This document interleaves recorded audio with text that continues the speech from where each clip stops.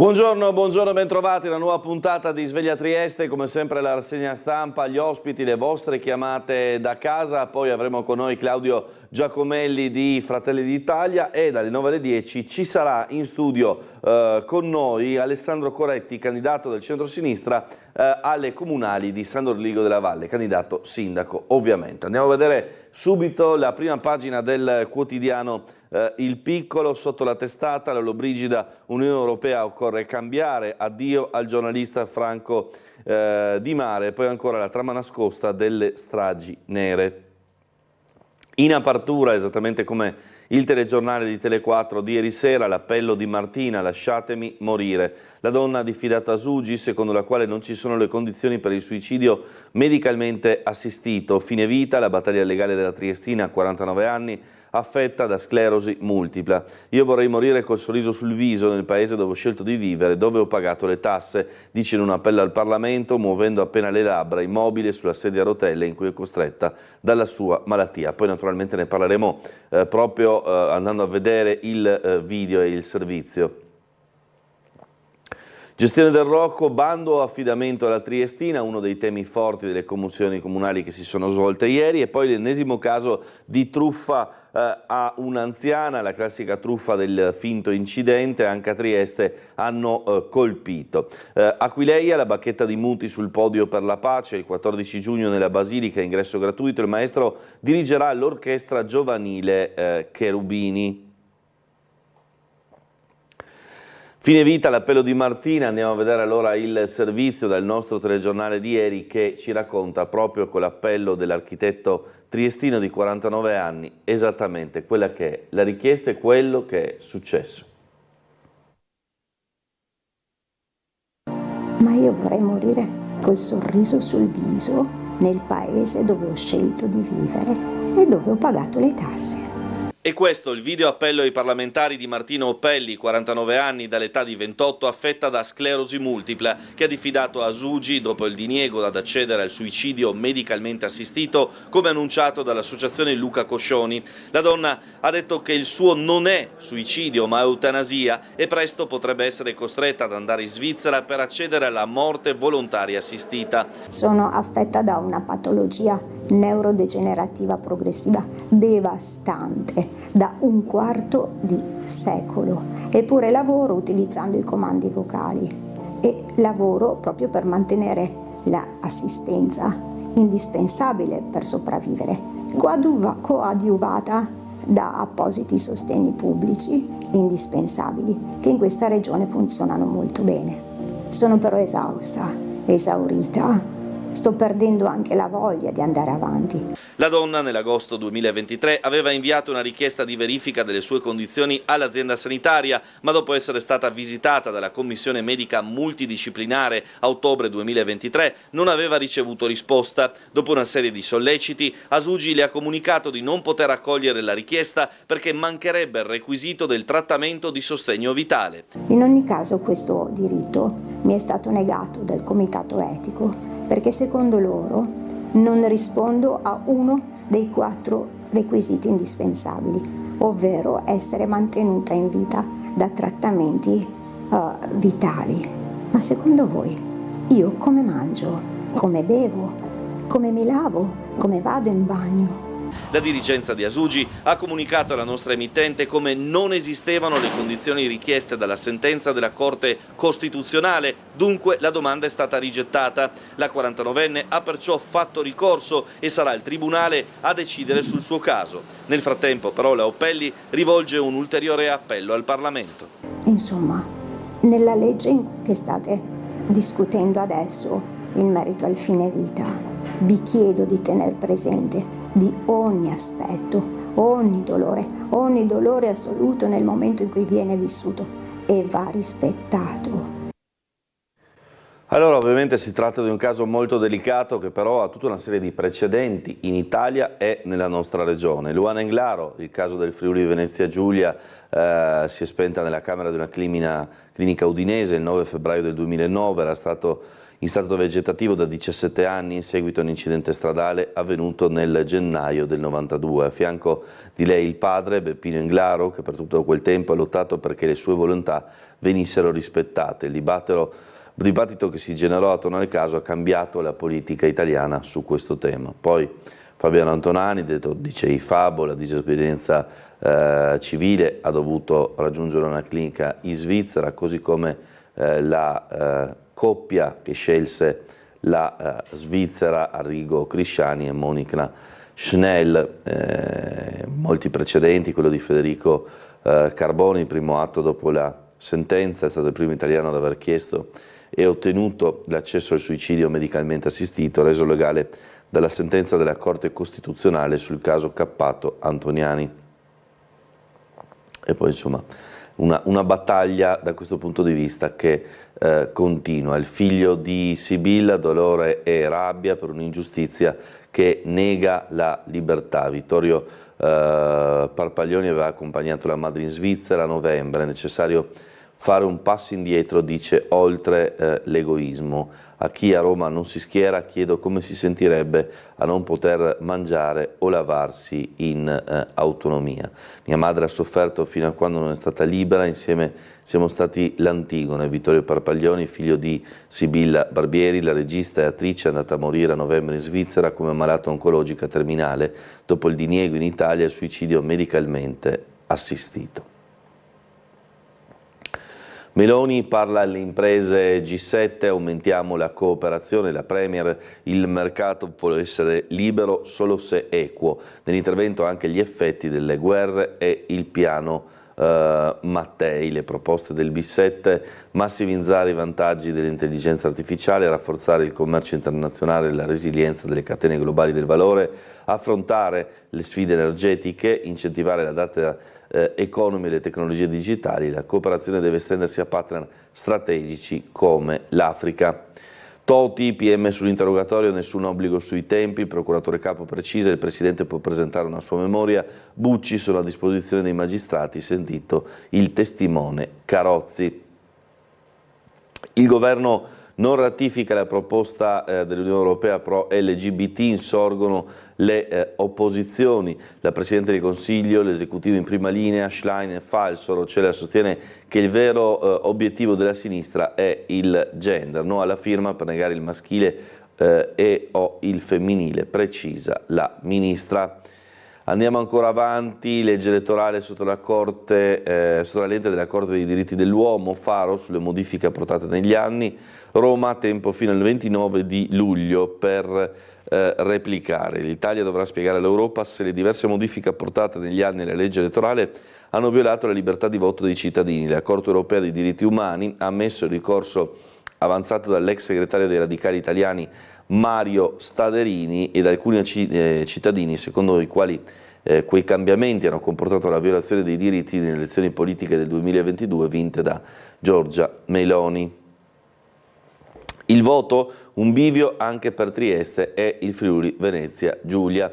La tavola rotonda dei democratici senza candidati per ascoltare le suggestioni della società civile, spesso più avanti delle istituzioni. Convegno del PD che propone un territorio come una risorsa per il continente. Serracchiani dice il PNRR è occasione sprecata con l'Ovovia e non l'alta velocità sulla Trieste-Venezia. E poi le altre forze politiche, la lista Stati Uniti d'Europa, svolta federale per l'Unione Europea, Trieste il capolista Watson, i veneti Bendinelli e Pezzuto assieme all'onorevole De Monte, dividersi le competenze tutelando le identità. Questo il loro punto di vista. Dopo Savino, il capogruppo del Friuli Venezia Giulia, Cabibbo per Forza Italia, siti ufficiali più sicuri, il plauso di Bullian, finalmente un centrodestra liberale. Forza Italia torna sul caso Moschè, alzare i toni è dannoso. Nei giorni scorsi già l'eurocandidata si era distanziata dalle uscite leghiste sul tema. L'Lollobrigida dall'Unione Europea così non funziona, sull'agricoltura bisogna cambiare. Oggi il Ministro sarà a Udine alla tavola rotonda della Coldiretti, più controlli e accordi per combattere la falsificazione dei prodotti. Le modifiche alla PAC rappresentano un primo passo avanti positivo, ma c'è ancora tanto da fare nei prossimi anni. La decisione sul Prošek è una grande vittoria del nostro Paese, ovviamente parliamo di Prosecco. Chi compra italiano deve sapere quello che acquista. Locatelli, al G7 sulla disabilità offriremo i doni di arte e libro. La ministra a Udine, alla festa dei 40 anni della cooperativa sociale, i ragazzi assunti per conto delle aziende hanno ispirato il progetto. La ministra per la disabilità, ieri appunto a Udine, i quaderni e le cartelle personalizzate andranno ai delegati istituzionali provenienti dai paesi coinvolti. Subentro di MSC nel sito Varsila, vertici chiave con MEF e Invitalia, a giorni per il gruppo Aponti, confronti sugli aiuti legali legati al lancio della produzione di carri ferroviari. Al tavolo sull'accordo di programma a Roma procede il dialogo fra le due aziende, seppure insomma, con parecchie perplessità da parte dei sindacati, in particolare su due temi: da una parte la questione del numero esatto degli esuberi, ovvero dal personale che potrebbe restare fuori dal percorso di riqualificazione di passaggio da Varsila a MSC, e poi anche sulla diciamo mancata richiesta di utilizzo del punto franco, quindi dell'extradoganalità, per quella componente di Varsila che rimarrà a Trieste in affitto a MSC. Ieri abbiamo sentito Antonio Rodà della UILM proprio dopo il vertice nazionale per fare un attimo il punto della situazione rispetto all'accordo di programma e rispetto al futuro delle maestranze. Non per tutti ancora c'è chiarezza. Sentiamo. Varsila noi deve chiarire tante cose. Prima di tutto il suo piano industriale, di quello che resta di Varsila. Avevamo sollevato diverse perplessità circa la bontà di quel piano. Varsila deve ancora chiarirci qual è il chiaro numero di esuberi che dichiarerà nell'oggetto del trasferimento di ramo d'azienda ad MSC. E questo è il nodo ancora aperto sulla vertenza Varsila, che non è stato sciolto nel corso del tavolo nazionale fra azienda, ministero, regione e rappresentanti nazionali dei sindacati. Ancora il numero preciso di esuberi e di conseguenza di effettivi lavoratori che passeranno a MSC per la produzione di carri ferroviari non c'è. Ma non è solo questo a preoccupare i rappresentanti dei lavoratori. Ecco, il fatto che Varsila vada in affitto nelle aree e che comunque, insomma, ad esempio uno strumento come l'extradoganalità non sia stato preso in considerazione, che magari potrebbe rappresentare un elemento di valore aggiunto anche per un progetto industriale di Varsila, rendono, ecco, la visione, almeno che noi possiamo avere in questo momento, del piano industriale di Varsila sicuramente meno solida e con meno elementi che la caratterizzino positivamente. Quanto al quadro più generale dei temi trattati in sede nazionale, con ancora sul piatto la questione ammortizzatori sociali. La discussione ha confermato, insomma, da parte di MSC il fatto che stia andando avanti il lavoro, ecco, per definire l'accordo tra i due gruppi industriali, MSC da una parte e Varsila dall'altro. Stanno proseguendo anche tutte quelle che sono le interlocuzioni circa le infrastrutture e anche il tema delle infrastrutture che MSC ha chiesto, insomma, a servizio di quello che sarà il piano industriale, infrastrutture come ad esempio i binari, le rete ferroviarie indispensabili a poi mettere i carri sulla rete.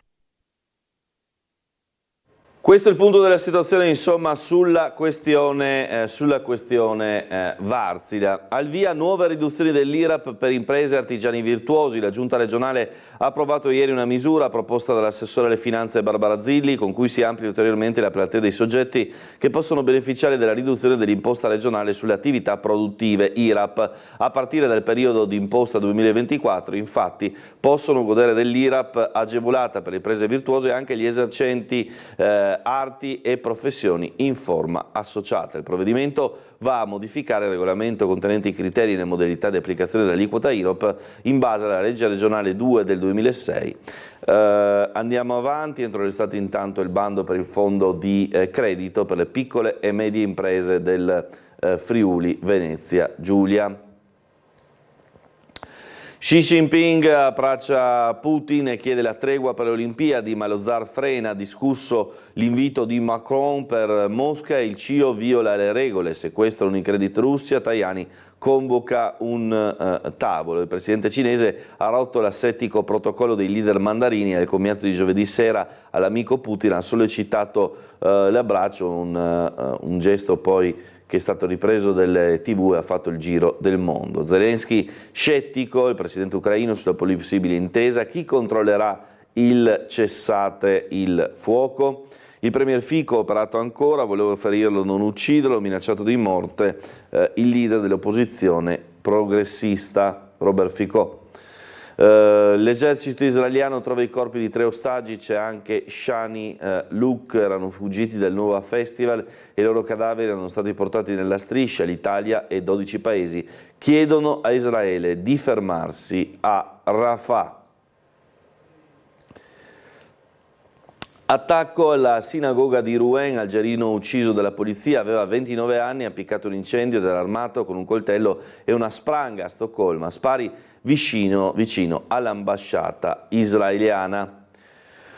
Golfo di Pirano a vuoto, i ricorsi dei pescatori sloveni, multe inflitte alle autorità croate nell'ambito della contesa sulle acque territoriali. La Corte europea per i diritti dell'uomo respinge la posizione sostenuta da Lubiana. Il nodo è quello della validità dell'arbitrato che Zagabria non ha mai riconosciuto. Una corte autorevolissima che come Pilato, ma forse non poteva fare altrimenti, se ne lava le mani stabilendo che le petizioni a essa rivolte erano inammissibili, manifestamente infondate. Allora non sorprendono i titoli di quei quotidiani sloveni che hanno parlato senza mezzi termini di fiasco in tribunale. Il fiasco riguarda tantissimi pescatori sloveni sostenuti dalla Corte europea per i diritti dell'uomo, chiedendo giustizia sulla questione delle multe ricevute dalle autorità croate per aver pescato nel golfo di Pirano. Intanto un pesce palla argenteo a Medolino, nelle acque dell'isolotto di Ceia, nel golfo di Medolino, è stato pescato un esemplare di pesce palla argenteo tra le specie più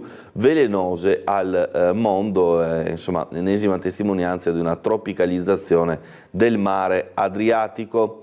Il governo Plenković incassa la fiducia, aumenteremo i salari, l'esecutivo è composto da 18 ministri e viene sostenuto dall'alleanza fra l'HDZ e il movimento di estrema destra DP. Nel programma l'incremento di pensioni, stipendi medi e posti negli asili. Quindi il primo ministro croato Andrej Plenković ha ottenuto ieri la fiducia del Sabor, il Parlamento di Zagabria, sulla sua nuova squadra di governo. È morto il giornalista Rai Franco Di Mare, inviato di guerra, poi conduttore e dirigente. Pochi giorni fa l'annuncio shock in TV da Fazio del male legato all'amianto. Sofia, la vigilessa uccisa, fermato per omicidio il suo ex comandante, successo nel bolognese. Alberto Genovesi invece torna a processo, il PM chiede 3 anni e 4 mesi in aula per altri abusi. L'ex imprenditore del web, a cui sono già stati inflitti nel gennaio dello scorso anno 6 anni e 11 mesi per aver drogato e violentato 2 ragazze a Milano. Pagina delle scienze, approfondimento, il biologo che studia l'origine della vita, sono preoccupato per il nostro futuro, lo scienziato, erede di Darwin, a Miramare il 23 di maggio, Orso Zatmari, direttore del Parmenides Center for the Conceptual Foundation of Science di Monaco di Baviera, dice l'umanità tecnologica è fragile, siamo troppo egoisti, nell'evoluzione i salti più importanti, l'origine del DNA, l'emergere delle cellule eucariotiche e le origini del linguaggio. Il clima non so se riusciremo a risolverlo, non è certo che potremo cooperare su scala globale a lungo. Tra poco ci collegheremo anche con la sala operativa della Polizia Locale, rientriamo un attimo in studio così vediamo anche le altre notizie. Rientriamo un attimo in studio per cortesia, eccoci qua.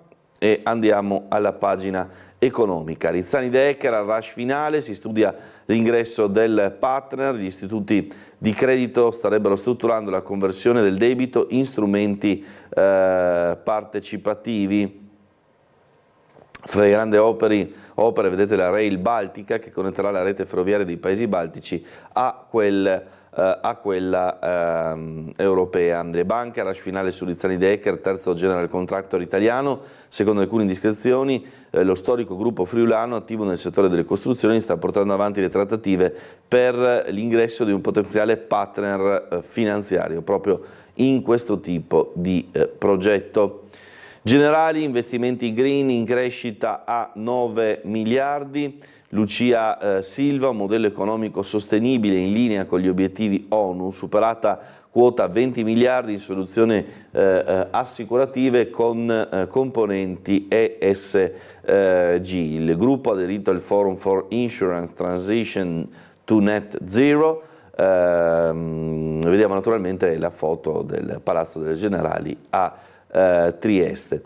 Negli Stati Uniti presenza diretta di 395 imprese, circa 400 investitori triveneti hanno partecipazione di capitale spesso maggioritarie in oltre 600 aziende degli Stati Uniti che impiegano 60.000 dipendenti. Sono i numeri dell'internazionalizzazione delle imprese di Veneto, Friuli, Venezia Giulia e Trentino nella più grande economia mondiale, dati presentati dal professor Marco Alberto Mutinelli dell'Università di Brescia.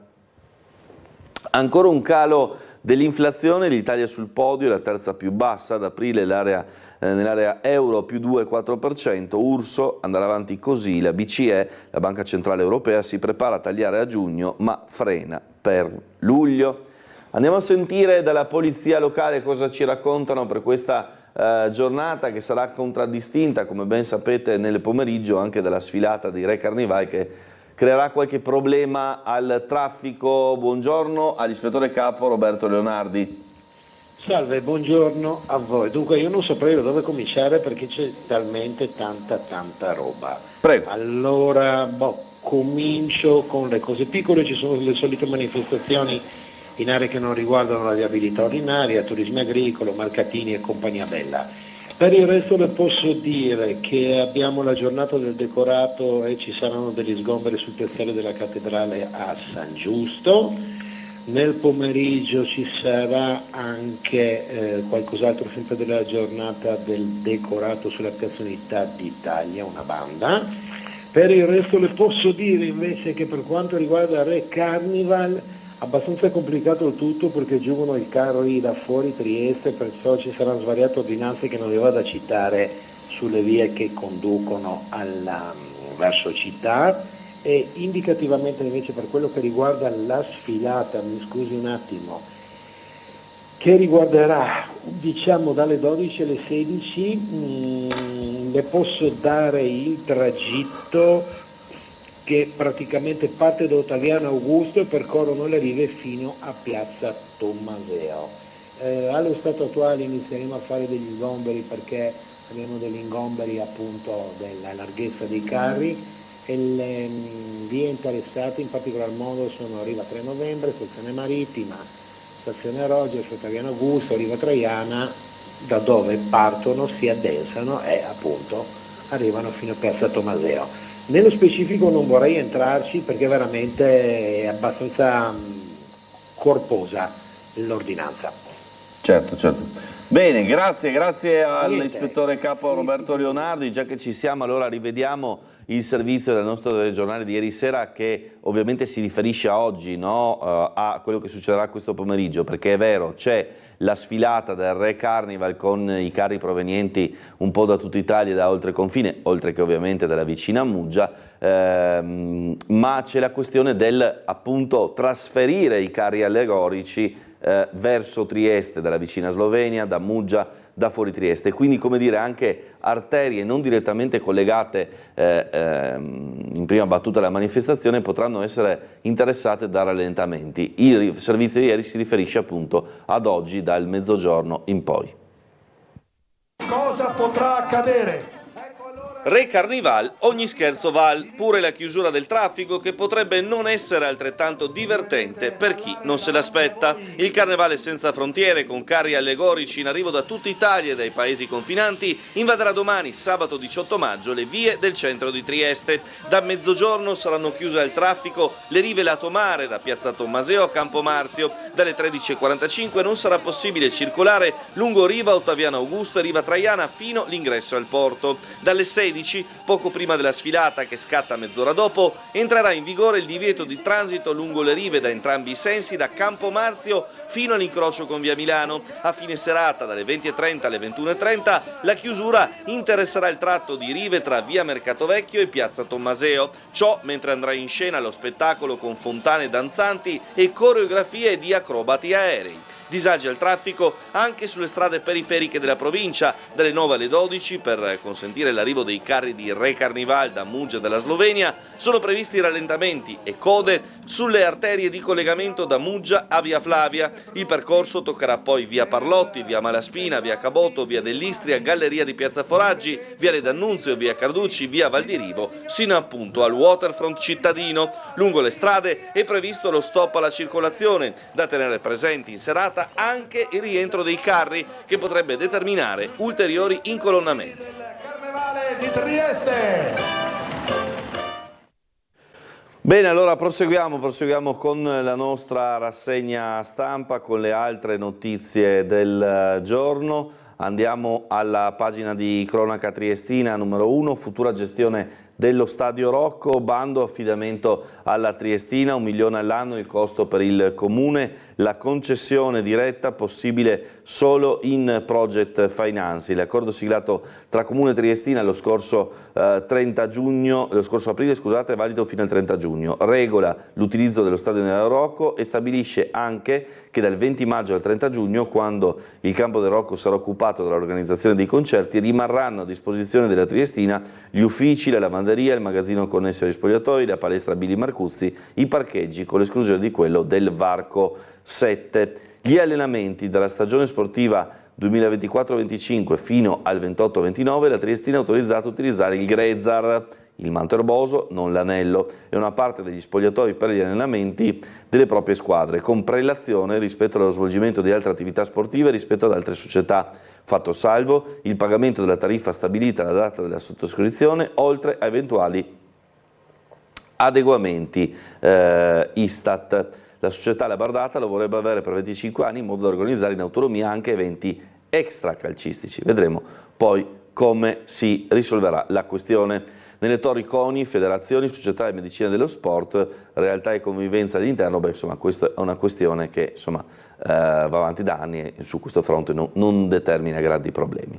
C'è invece il problema delle truffe agli anziani, l'ennesima truffa ai danni di anziani, questa volta a Trieste, non a Gorizia e in altre zone del Friuli Venezia Giulia. Falso carabiniere raggiro anziana, sparito mezzo chilo d'oro e gioielli, sua figlia è vestita una donna, bisogna pagare la cauzione, bloccate le utenze telefoniche. Si tratta dell'ennesima truffa del falso incidente. Mi raccomando alle persone anziane in particolare, quando vi arrivano queste chiamate, bloccate, sospendete subito e trovate il modo di chiamare il 112. Ci fermiamo un istante per la pubblicità, torniamo tra poco con altre notizie, servizi e le vostre chiamate da casa. Tra poco.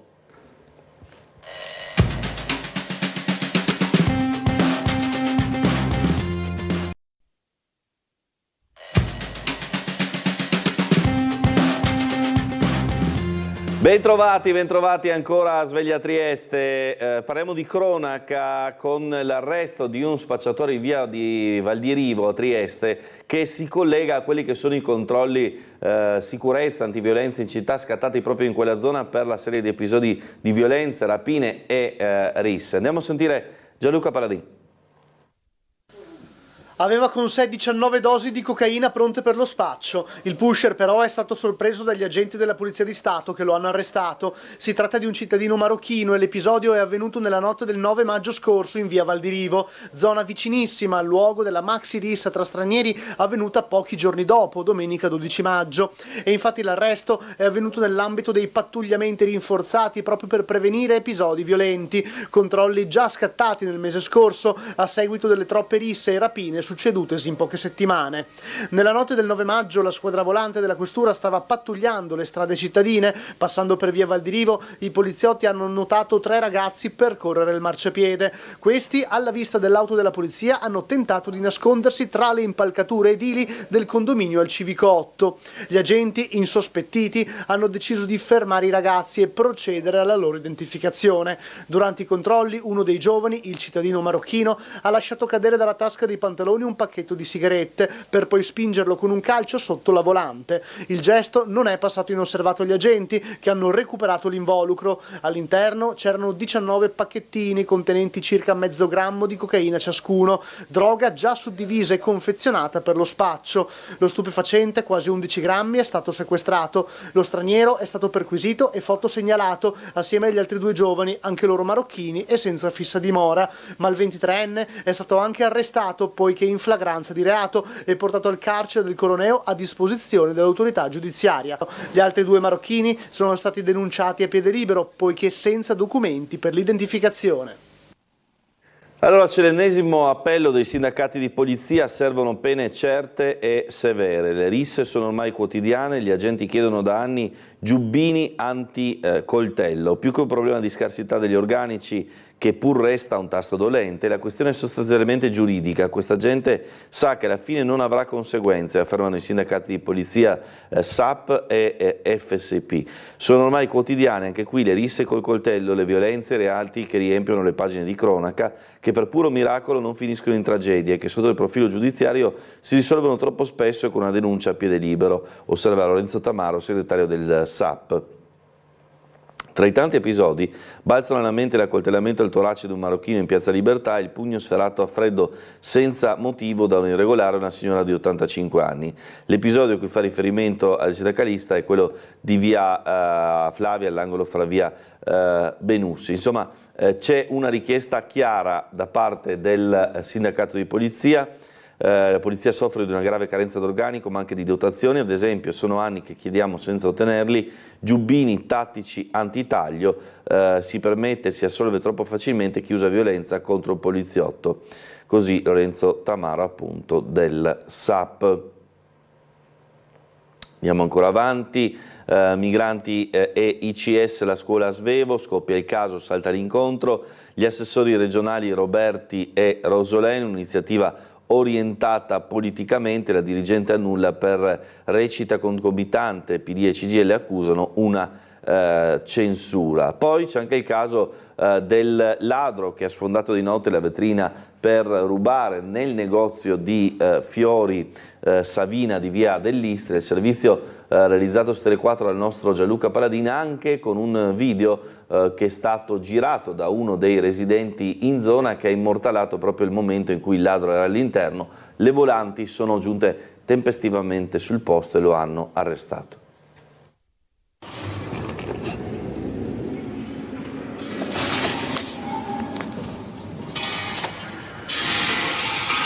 Era riuscito a introdursi nel locale, stava cercando la cassa con i soldi e altri oggetti preziosi da rubare, ma gli è andata male. Ecco il momento in cui il ladro è stato sorpreso dagli agenti di polizia mentre si trovava all'interno del negozio. Il malintenzionato è riuscito a scassinare la porta d'ingresso, ma grazie alla segnalazione di un residente che ha visto parte della scena, le forze dell'ordine sono arrivate in tempo.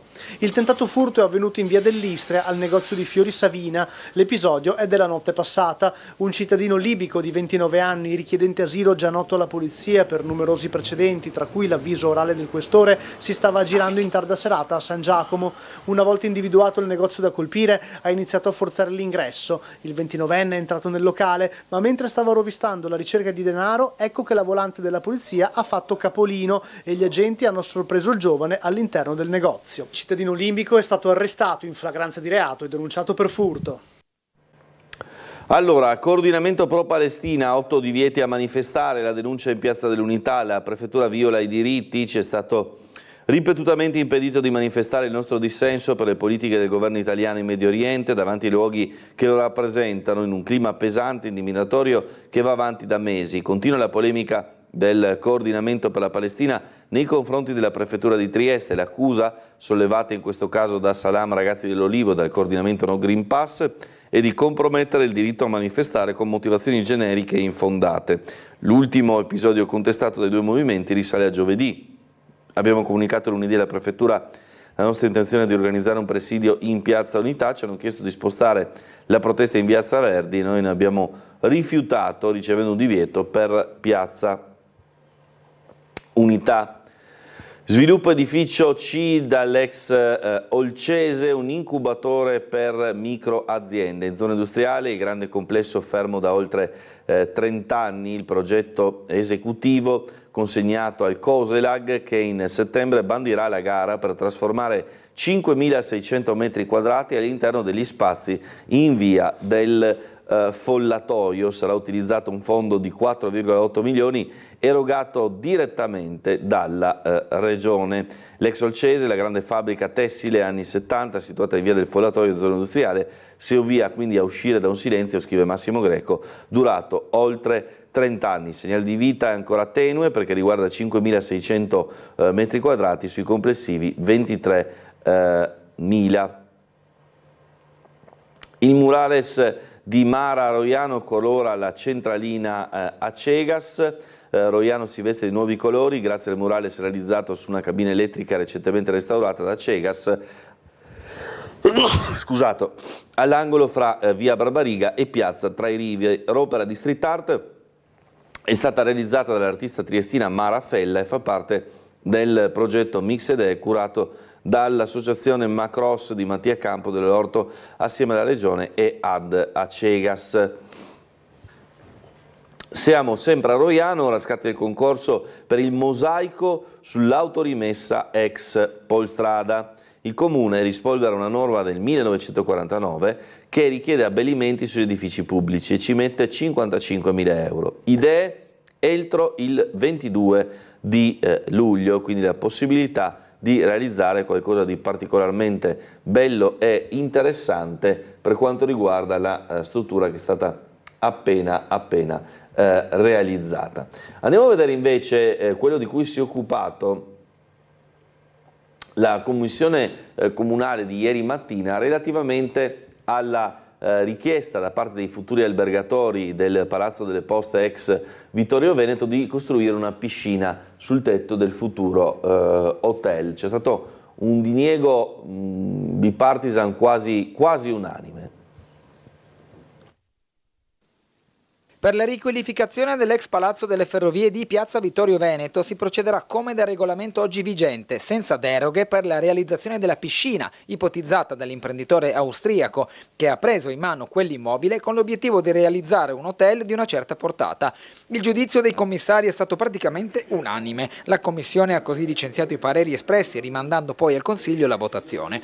La richiesta dell'imprenditore Ivan Holler è quella di poter realizzare sul tetto una piscina con bar e zona relax, che comporterebbe una modifica delle falde di copertura dell'immobile e un aumento volumetrico, aspetti che il piano regolatore municipale adattato nel 2021 non consente, eccetto deroghe. Proprio sulla possibilità di agire in via del tutto eccezionale era incentrata la commissione odierna, anche perché nella discussione rientra il principio di rigenerazione urbana a cui si rifà l'imprenditore austriaco che sul piatto dell'intera partita ha messo anche oltre 800.000 euro per la riqualificazione di Piazza Vittorio Veneto. È stato chiesto un parere oggi ai commissari sull'iter e sostanzialmente, direi in maniera quasi unanime, i consiglieri hanno espresso la volontà di procedere in quelle che sono le regole oggi chiare, quindi di non autorizzare una deroga, anche se questo evidentemente avverrà ufficialmente nella sede del Consiglio Comunale, chiaramente. Rigenerazione urbana che però non specifica con dettaglio i margini operativi e quindi cosa può essere previsto sotto questa dicitura.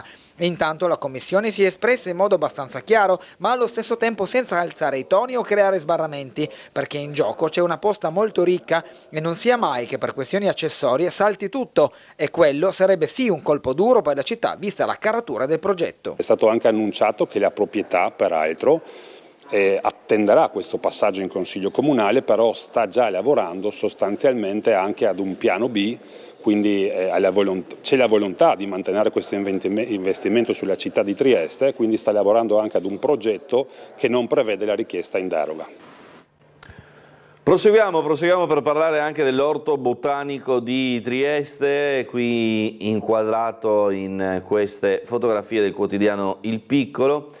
Sopra l'ingresso dell'orto botanico è una delle piante presenti, al centro la sagoma di un dinosauro accanto alle essenze uniche del giardino, e a destra l'edificio del museo e la scalinata invece dissestata. Quel civico orto botanico conosciuto in tutto il mondo, i turisti si sorprendono che l'ingresso sia gratuito. Sul colle di Chiadino un vero e proprio museo tra alberi e fiori aperto le mattine tranne il martedì da aprile a novembre. C'è chi vorrebbe di più, i semi che produce sono richiesti e spediti ai giardini e istituti di ricerca in Italia e all'estero. All'interno 12 aree che vanno dalle piante magiche, ornamentali, spontanee, fino alle streghe e ai fior di loto. Insomma, una struttura storica di Trieste che fa parte dei musei scientifici curati dalla responsabile Fasolato. Fu il botanico Bartolomeo Biasoletto il primo affidatario della gestione dell'orto, che continua a richiamare tanti e tanti visitatori fuori, diciamo, dal centro storico. La scalinata dissestata da rifare, piano pronto, lavori a breve, assicura l'assessore Babuder, rientra nel pacchetto con dentro più strade.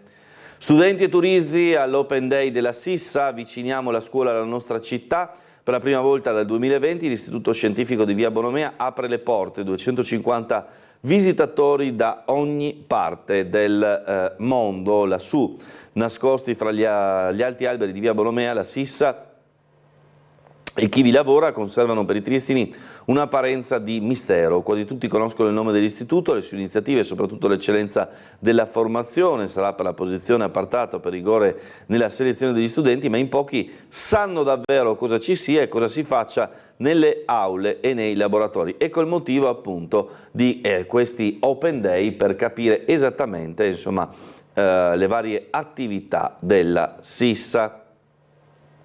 Il centro di fisica nella rete dell'intelligenza artificiale, il progetto di ricerca Nord-Est, una piattaforma digitale basata sull'intelligenza artificiale che connetterà accademici e ricercatori con le realtà industriali e le pubbliche amministrazioni. Si chiama T-Cube, la nuova piattaforma sviluppata da Sissa, presentata ieri nello spazio dell'Urban Center di via Cavour, assieme a un ampio ventaglio di innovazioni e ricerche nel campo delle scienze computazionali, che vanno dai supercomputer ai gemelli digitali e che puntano a una sinergia sempre maggiore con le imprese del territorio. In vendita l'Hotel Transilvania, rifugio di migranti e profughi. Torna sul mercato la struttura acquistata nel 2023 all'asta dopo il fallimento, prezzo da 600.000 euro per l'edificio a pochi metri dal confine di Ferneti, ed è vero, insomma, anche Tele4 più volte è andato sul posto anche a documentare, diciamo così, l'organizzazione e i problemi anche dell'accoglienza dei migranti nelle varie fasi di arrivo degli stessi dalla rotta balcanica. Andiamo a vedere invece un servizio relativo a una mostra, la mostra Airpack Io non scendo, organizzata al Magazzino delle Idee a Trieste, servizio realizzato ieri dal nostro Umberto Bosazzi. Vediamo.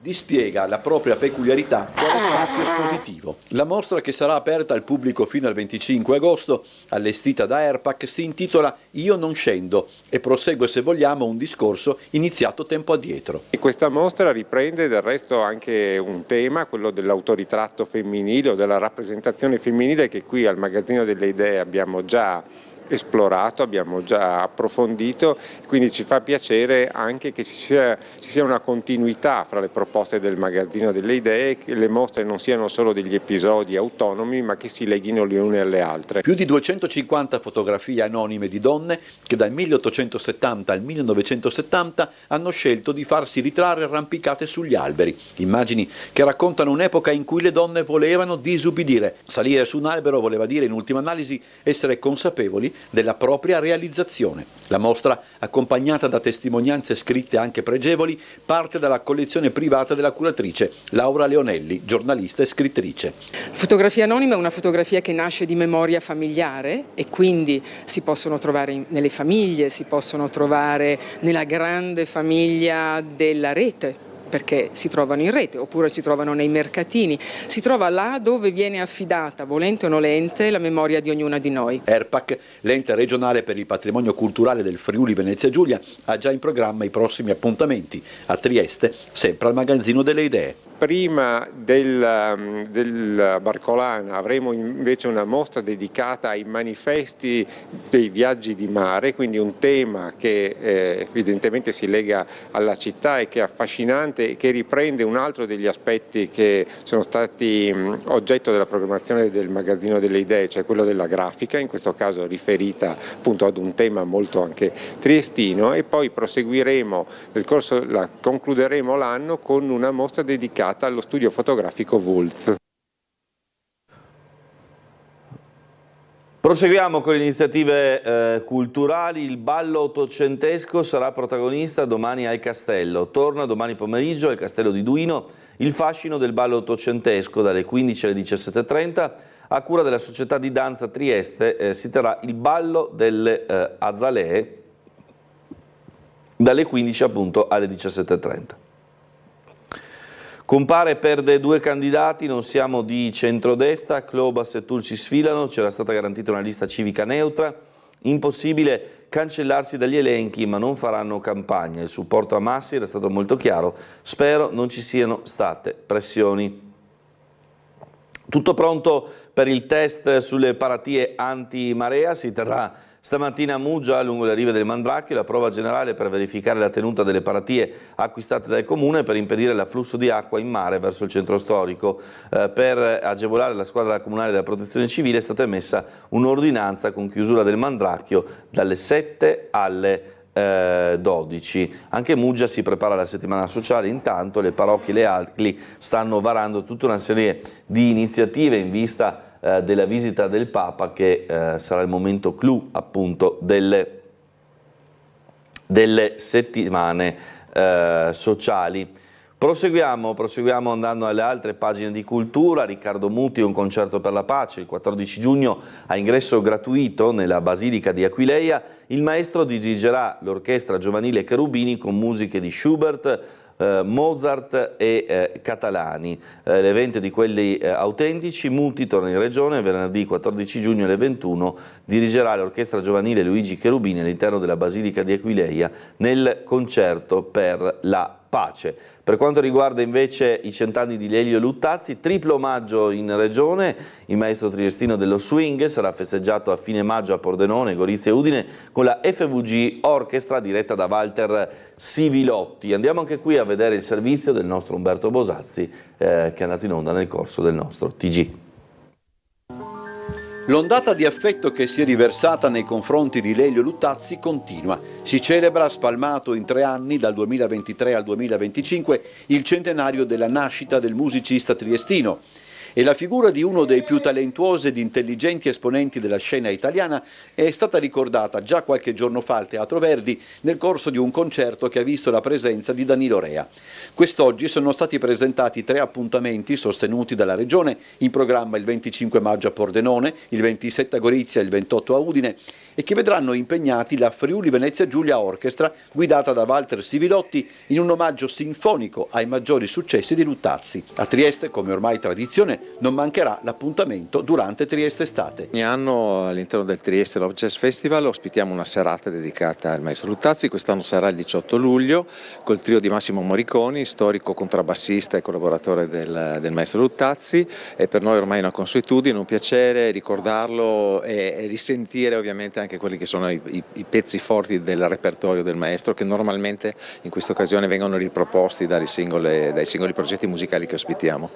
L'omaggio a Luttazzi prosegue anche a livello nazionale. È già sold out un avvenimento in programma a Roma al Parco della Musica e non è tutto. Abbiamo il progetto Cinema alla Festa del Cinema di Roma, poi abbiamo concerti dei ragazzi che hanno vinto il premio Lelio Luttazzi in questi anni con la Sapienza con la quale collaboriamo, con lo IUC, l'istituzione universitaria dei concerti, e poi abbiamo il terzo concerto a Sanremo al Casinò, che quest'anno lo ripeteremo, e quindi insomma andiamo avanti, si lavora e siamo molto contenti. Allora c'è naturalmente anche un weekend sportivo importantissimo sul doppio fronte. I playoff, gara di ritorno della Triestina in quel di Benevento in Campania questa sera, in cui la Triestina si gioca la stagione, deve vincere per poter passare il turno, ha pareggiato in casa per 1-1, quindi sarà una sfida molto tosta in Campania. Pallacanestro Trieste invece in quel di Forlì domani per gara 1, lunedì alle 13:50 la partita su Tele4, si giocherà domenica a Forlì, martedì a Forlì, venerdì a Trieste e poi eventualmente ancora domenica a Trieste ed eventualmente il mercoledì dopo a Forlì. È una semifinale che naturalmente garantirebbe l'accesso alla finale playoff, ma che come ben sappiamo ci vede opposta una squadra che ha chiuso la regular season in testa al campionato e naturalmente che ha il vantaggio del fattore campo rispetto a Trieste. Ma andiamo con ordine, partiamo dalla Triestina, partiamo da quello che succederà questa sera in quel di Benevento per capire l'importanza della sfida, le chiavi tattiche del match dopo la gara d'andata al Rocco. Ci siamo affidati come sempre a Bernardo Gulotta. Per superare il turno playoff la Triestina deve vincere. Non c'è pareggio che tenga nei 90 minuti che si giocheranno domani in Campania tra il Benevento di mister Auteri e i rossolabardati allenati da Roberto Bordin. Il tecnico dell'Unione sta preparando la sfida dovendo fare i conti con il sicuro assente Agostino, infortunatosi nella partita d'andata. Matosevic tornerà titolare tra i pali. Negli occhi dei tifosi è rimasto ben impresso l'atteggiamento e il ritmo dimostrato nel primo tempo di martedì e da questo Bordin probabilmente ripartirà, ruotando alcuni elementi della rosa da schierare dal primo minuto. Rispetto all'andata, possibile spazio dunque a Vertainen dal primo minuto per dare peso al reparto offensivo e la Zrak potrebbe ritrovare la maglia da titolare al posto di D'Urso. Il numero 30 è rientrato dopo un periodo di scarso utilizzo ed è stato autore di una sfida d'andata di gran livello. Piuttosto scontate le presenze di Correia e di Vallocchi a centrocampo, così come del terzetto dei difensori che hanno giocato a Rocco, Malomo, Struna e Rizzo. Sugli esterni probabile Germano a destra e ballottaggio Franzolin e Pavlev a sinistra. Manca un attaccante all'appello. Bordin sta dando molto spazio a Minesso che lo sta ripagando con partite a grande intensità, mentre Lescano, nonostante i 16 gol in campionato, sta collezionando pochi minuti in queste partite. Conterà l'approccio ma anche la stanchezza che nel secondo tempo dell'andata si è fatta sentire tra le maglie dell'Unione, ma magari Malomo e compagni compenseranno la fatica con la fame agonistica, appoggiata anche se prevalentemente a distanza dal supporto di una tifoseria che spera nel colpaccio.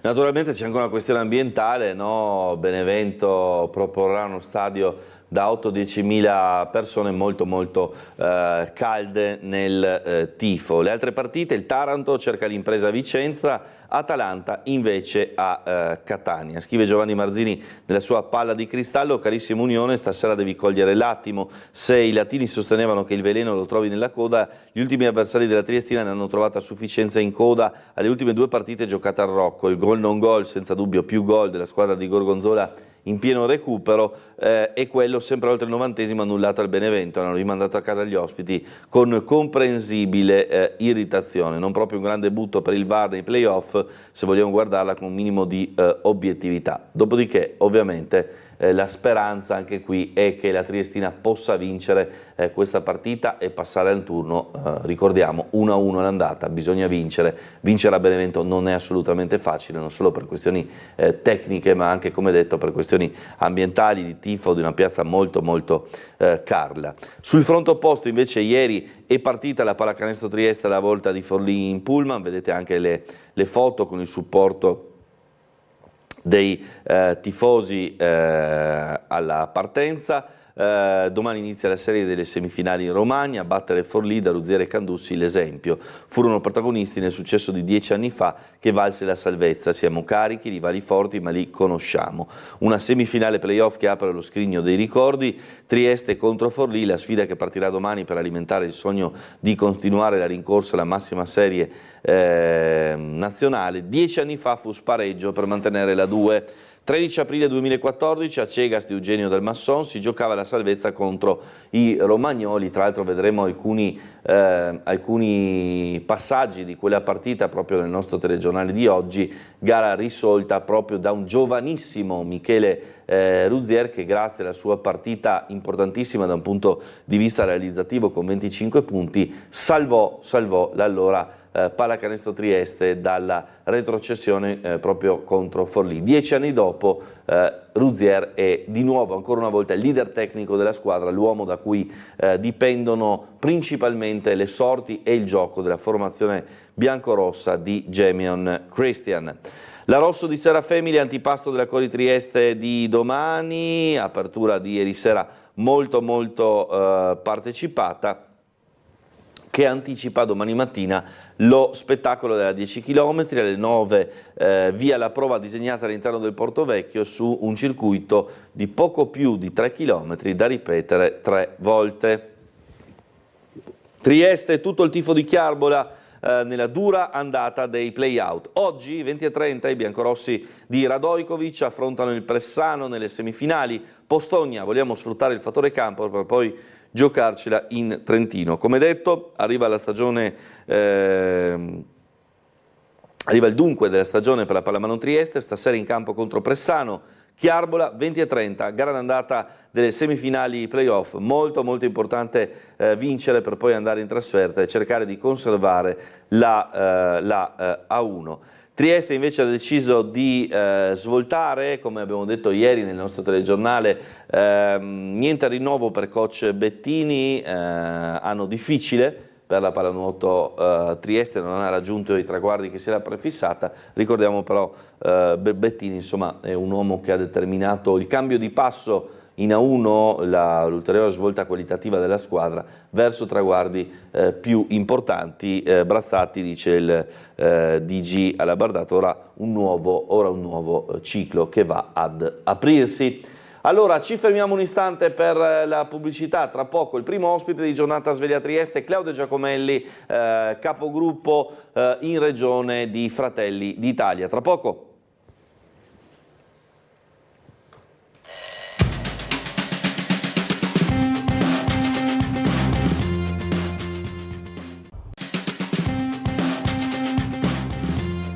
Bentrovati in studio con noi Claudio Giacomelli, capogruppo in regione di Fratelli d'Italia. Buongiorno e bentrovato innanzitutto. Buongiorno, grazie dell'invito, buongiorno a tutti.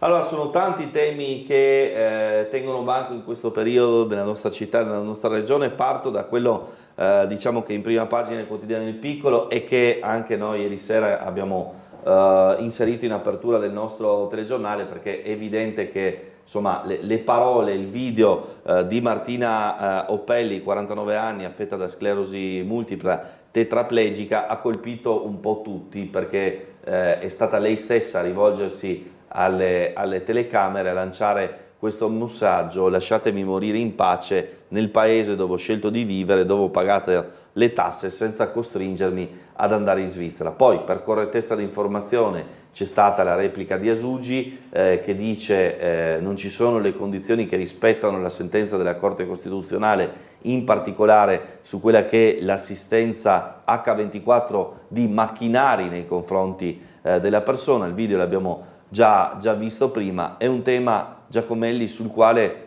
più volte è stato sollecitato anche il Consiglio regionale, anche se ovviamente si tratta di un livello più alto, quello che ha potere decisionale in materia. L'appello dell'Aupelli era ai parlamentari dicendo: mi raccomando, quando, diciamo così, decidete su queste questioni, tenete conto delle tante sofferenze diverse, diciamo. Beh, intanto è un tema al quale accostarsi con grandissimo rispetto, grandissima delicatezza. Naturalmente in questo momento non c'è una legge su questo, è per questo che c'era questo appello di questa povera signora. È anche vero che ad oggi i requisiti sono stabiliti da una sentenza della Corte Costituzionale. Qui entro subito nel merito. Io non considero mai una buona notizia per l'Italia quando entra la Corte Costituzionale e di fatto, con una sentenza che indica proprio i paletti, si sostituisce al Parlamento. Massima fiducia nella Corte Costituzionale, ma la Corte Costituzionale non è eletta da nessuno.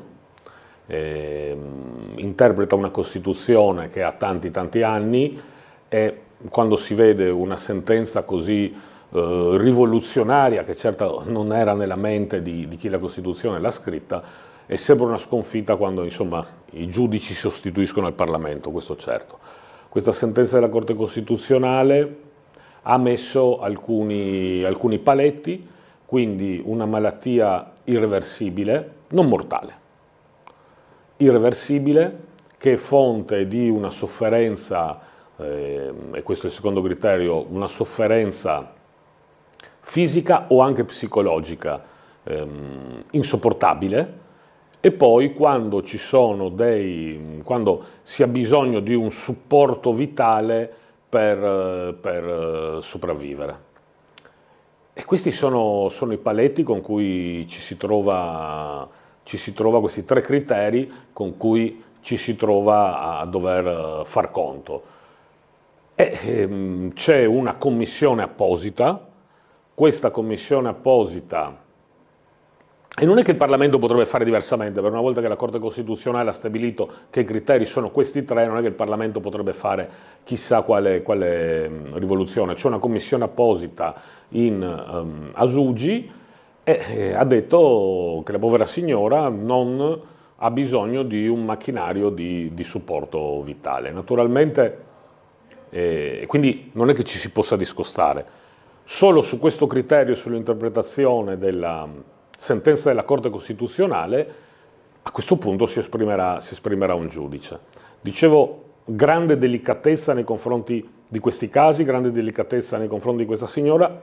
Ricordiamoci sempre che però le leggi si fanno astratte, non si fanno mai le leggi pensando a un caso solo, e questo è certamente un caso terribile, perché c'è anche chi vorrebbe situazioni di tipo olandese, dove, ricordiamo, ci sono dei paesi in Europa in cui c'è il suicidio assistito per minorenni, ci sono paesi nella nostra Europa in cui c'è il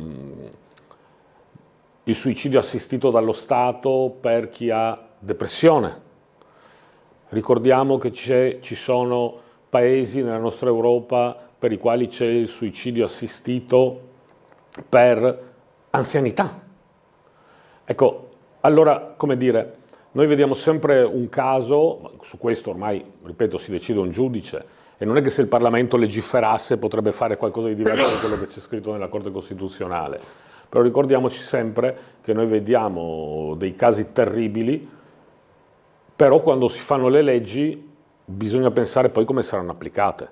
Io francamente, un'Italia come altri paesi d'Europa in cui ci può essere suicidio assistito per minorenni, io personalmente non lo vedo. Adesso parliamo di supporto vitale. C'è stata una decisione della Commissione in Veneto, ed è il motivo per cui chiaramente una disciplina non può essere che nazionale, perché se no si rischia che in ogni regione ci siano dei criteri diversi. Però ad esempio in Veneto una volta è stato accordato il suicidio assistito in un caso in cui il supporto era dato da medicinali. Allora, come dire, bisogna stare molto attenti. Ecco, questo è... Certo.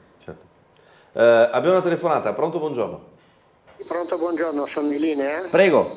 Dottor Stabile, buongiorno a lei e al suo ospite, sono Fulvio. Prego Fulvio. Mi permetto perché il signore, essendo consigliere regionale, mi ricordo che a firma sua e di altri 5 o 6 consiglieri era stato, poi è passato all'unanimità, in Consiglio regionale la richiesta dell'allegato ottavo. Allora, se l'allegato ottavo viene richiesto perché esiste anche il territorio libero di Trieste. E se esiste il territorio libero di Trieste, esiste anche perché c'è il Portofranco Internazionale che è ente di Stato del territorio libero di Trieste. Adesso chiaramente anche la Costituzione, al comma primo dell'articolo 10, ricorda che la Repubblica Italiana recepisce i trattati internazionali, oltre che con la legge 3054. Allora, tutte queste negazioni sulla falsa riga di 2 sentenze che erano solamente delle teorie politiche, come la mettiamo? Allora cancelliamo tutto, allora voi vi siete sbagliati nel chiedere l'allegato ottavo, tutti coloro che adesso in Portofranco Internazionale lavorano con il trattato di pace vengono azzerati, allora facciamo questo, la legge 3054 viene azzerata, è sempre in essere, ho guardato un'ora fa su normativa.it, potete verificare anche voi. Un'altra cosa, ci sono le elezioni europee? Benissimo, andiamo a vedere l'allegato sesto dove dice, mi sembra all'articolo 24, che il territorio libero non può prendere accordi in esclusiva con nessuno. Quindi noi fisicamente siamo in Europa, ma non possiamo esserlo politicamente, non possiamo per trattato di pace. Allora chiedo all'avvocato Giacomelli, per cortesia, facciamo chiarezza su questo. È un fatto di onestà, non è un fatto... È un fatto di onestà. Molto chiaro. Grazie, allora facciamo rispondere a giornata. Giacomelli. Tra l'altro l'amico da casa mi ha dato anche l'assist poi per deviare, vedendo il servizio sul tavolo romano Varzila e quello che si è fatto lì proprio per la questione dei punti franchi, che ne parliamo tra un attimo. Intanto la risposta al telespettatore. Beh, allora io anche qui rispetto sempre chi chiama da casa, francamente tornare per l'ennesima volta su questa storia del TLT in un momento così complesso, così importante per il nostro paese, per la nostra città, preferirei francamente parlare d'altro, ma non mi sottraggo per quanto... Allora, il ragionamento, se c'è il trattato di pace, c'è tutto il trattato di pace stabilito, è un ragionamento che, mi dispiace, semplicemente non esiste. Nel senso che il trattato di pace oggi esiste? Certo. Il trattato di pace ha ancora delle clausole in vigore? Certo. Ma no, io non vedo la Germania Est e la Germania Ovest, non vedo la Cecoslovacchia, non vedo il divieto da parte, che ne so, della Germania non può avere un esercito. Quelle sono un intero trattato di pace in cui le clausole poi vengono modificate. Abbiamo parlato 1000 volte, ci sono delle sentenze che non è che sono politiche, perché non è che quando le sentenze piacciono sono giuste e quando non piacciono non sono politiche. Semplicemente quegli articoli che riguardano un'extraterritorialità dei punti franchi non esistono. Trieste fa parte dell'Italia. Noi ci siamo appellati a una clausola che invece non è mai stata modificata, che non è extraterritorialità, ma extradoganalità, cioè al di fuori del territorio doganale, che è tutta un'altra cosa. Se poi qualcuno vuole dire, se chiediamo l'extradoganalità dei punti franchi del porto di Trieste, allora vuol dire che siamo territorio libero, che la Germania è ancora spezzata in due, che c'è la Cecoslovacchia, che il Giappone non può riarmarsi. Insomma, per l'amor del cielo, siamo nel 2024. Io adesso, per tanti anni, mi sono ritrovato a spiegare di tutto, compreso trattati poco conosciuti come il Trattato di Helsinki, senza tornare sempre ai trattati di cui abbiamo parlato 1000 volte che riguardano questo territorio, il trattato di Helsinki che definisce le frontiere europee e che è un trattato firmato da quasi tutte le potenze che hanno firmato il trattato di pace. Insomma, francamente, siamo nel 2024, io francamente anche la smetterei con questo tipo di cose. Se poi qualcuno si vuole mettere in mezzo sull'extradoganalità dei punti franchi del porto di Trieste dicendo allora vuol dire che siamo Telletì, mi pare molto... Beh, la cosa che mi dispiace è che io sono almeno, adesso non più, ma almeno 10 anni fa ho sentito parlare di tutta una serie di azioni giudiziarie e io dicevo, volete fare una causa internazionale? Bravissimi, così avremo una sentenza. Hanno raccolto i soldi, io la causa internazionale non ho visto. La class action per i triestini che hanno fatto il servizio militare, forse ricorderà 50 euro a testa per fare la class action, mai vista la class action. Insomma, forse qualcuno dovrebbe aprire gli occhi e pensare che qualcuno gli ha raccontato un sacco di fregnacce. Allora, sulla parte però dei punti franchi c'è un tema che coinvolge anche il futuro di Wärtsilä, in prospettiva MSC. Ne ha parlato anche ieri Antonio Rodà, sindacalista della UIL, commentando l'esito del tavolo romano con un certo, diciamo così, sbalordimento per il mancato interesse sul tema da parte di quella componente di Wärtsilä che rimarrà comunque a Trieste. Sentiamo. Wärtsilä noi deve chiarire tante cose, prima di tutto il suo piano industriale, di quello che resta di Wärtsilä. Avevamo sollevato diverse perplessità circa la bontà di quel piano. Wärtsilä deve ancora chiarirci qual è il chiaro numero di esuberi che dichiarerà nell'oggetto del trasferimento di ramo d'azienda ad MSC.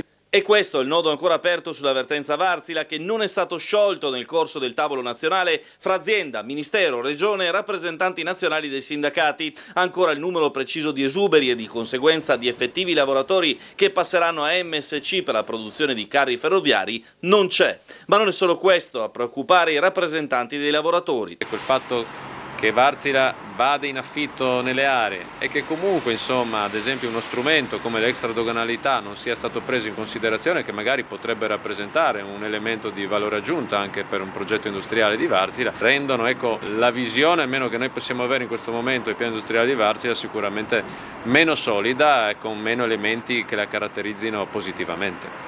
Quanto al quadro più generale dei temi trattati in sede nazionale, con ancora sul piatto la questione ammortizzatori sociali. La discussione ha confermato, insomma, da parte di MSC il fatto che stia andando avanti il lavoro, ecco, per definire l'accordo tra i due gruppi industriali, MSC da una parte e Wärtsilä dall'altro. Stanno proseguendo anche tutte quelle che sono le interlocuzioni circa le infrastrutture e anche il tema delle infrastrutture che MSC ha chiesto, insomma, a servizio di quello che sarà il piano industriale, infrastrutture come ad esempio i binari, le rete ferroviarie indispensabili a poi mettere i carri sulla rete.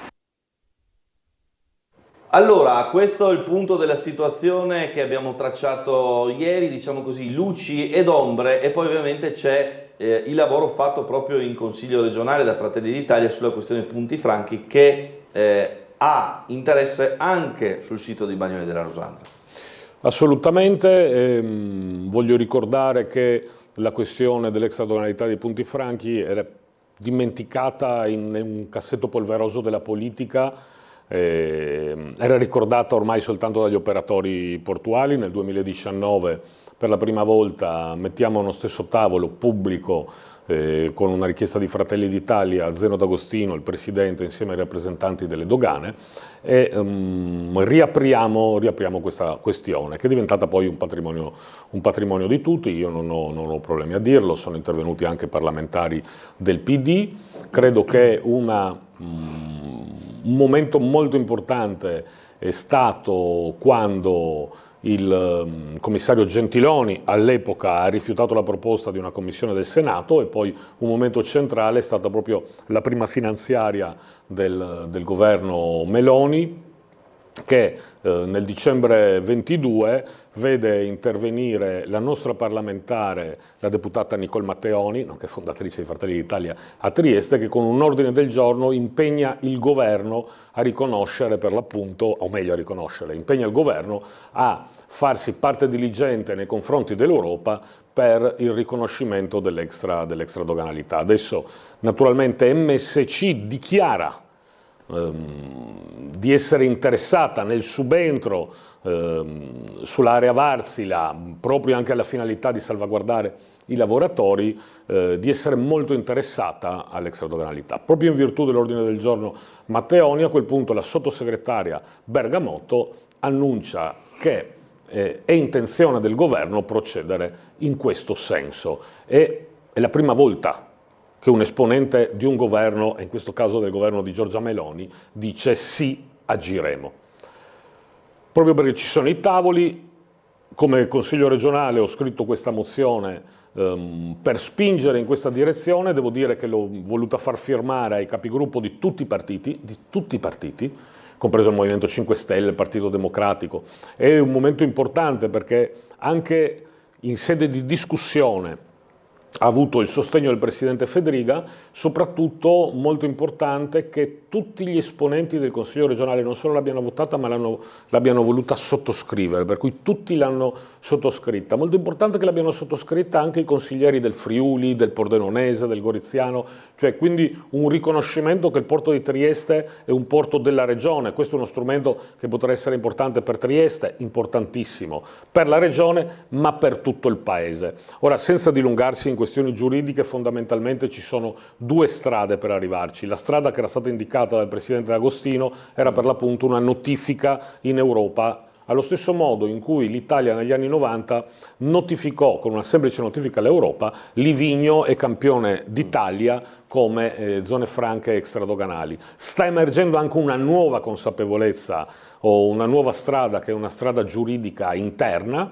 Naturalmente noi che facciamo politica siamo indifferenti alla strada che si sceglie. Poi diciamo la parte di Varsila che resta non interessa, lo posso capire, nel senso che stiamo parlando di uno strumento che può essere utile a certe produzioni e a certe produzioni, perché dipende da dove arrivano le materie prime, dove si vuole vendere. Ad esempio a Abbat serve moltissimo, quindi se Varsila dice noi nei nostri progetti futuri, fermo restando che vorremmo sapere quali sono magari, quello che vogliamo sapere, che vogliamo sapere un po' tutti, a noi non interessa, ma d'altro canto invece può essere una cosa centrale, mi spiego.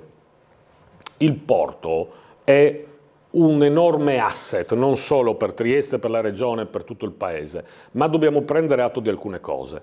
La prima, rispetto alla grande Trieste degli anni passati, ciò che arricchiva moltissimo la città era il cosiddetto porto emporio. Quindi le merci arrivavano, ma arrivavano i mercanti, qua si vendeva, qua si comprava, qua si spediva. Oggi il ruolo dei porti moderni è soprattutto un ruolo di movimentazione.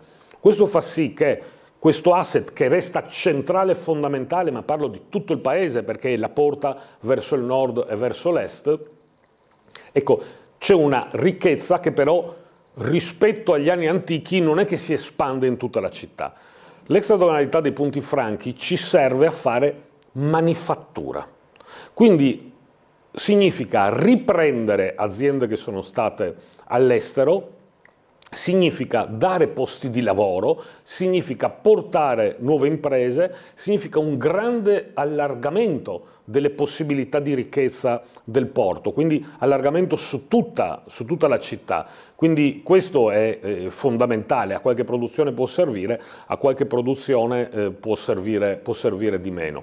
Questa battaglia è una battaglia che era dimenticata, Fratelli d'Italia Trieste l'ha riportata alla ribalta, riconosce che è stata aiutata anche da altri partiti, per l'amor del cielo, su questo noi non chiediamo bollini di partito, figurarsi. Quindi l'ho portata in Consiglio regionale, Nicole Matteoni l'ha portata alla Camera dei Deputati, sottosegretario Bergamotto è uscito con questa indicazione prima volta nel governo, ora c'è una battaglia da fare, tanto a Roma. Io voglio ricordare che Dopo che la tirammo fuori, si schierò dalla parte nostra anche l'allora ministro Patuanelli. Patuanelli disse: il mio mandato sarà giudicato sul fatto se riuscirò a portare a casa questo risultato. Non ci è riuscito, bisogna dire, ha fatto l'ultimo anno all'agricoltura, ha cambiato deleghe. In quella famosa audizione, cercando di capire dov'era il problema, possiamo dire che il problema non sta nella politica in questo momento. Qualcuno dice nell'ufficio legislativo del MEF. Stiamo dando una forte spallata su questo. Non dimentichiamo anche che in tutti i porti del mondo si sta affermando nel tempo sempre più l'automazione. Quindi da un punto di vista di un certo tipo di professionalità e di lavoro rischiamo che, anche se i porti crescono, il numero di addetti diminuiscano. Quindi potrebbe essere veramente un volano per tutta Italia. È una battaglia naturalmente che va fatta tanto a Roma, la stiamo facendo, la stiamo vincendo come Fratelli d'Italia grazie anche all'appoggio evidentemente del governo di Giorgia Meloni, ma va fatta anche in Europa. È una cosa di cui abbiamo parlato a lungo anche con i candidati alle europee, naturalmente, abbiamo candidati anche di questa regione, ne abbiamo parlato anche in questa stessa sede un mesetto fa con Alessandro Ciriani, che è un candidato che nasce a Pordenone ma ha vissuto a Trieste a lungo perché ha fatto qui l'università, e quindi abbiamo anche il suo impegno. Quindi è fondamentale che questa battaglia prosegua anche in Europa, e su questo abbiamo la garanzia da parte dei candidati di Fratelli d'Italia. Questo può essere veramente qualcosa che cambia, non sarebbe un porto che funziona meglio, sarebbe un porto che fa produzioni, manifattura, significa molti più posti di lavoro e l'allargamento della ricchezza, che è centrale già oggi, ma che è comunque concentrata in relativamente poche mani.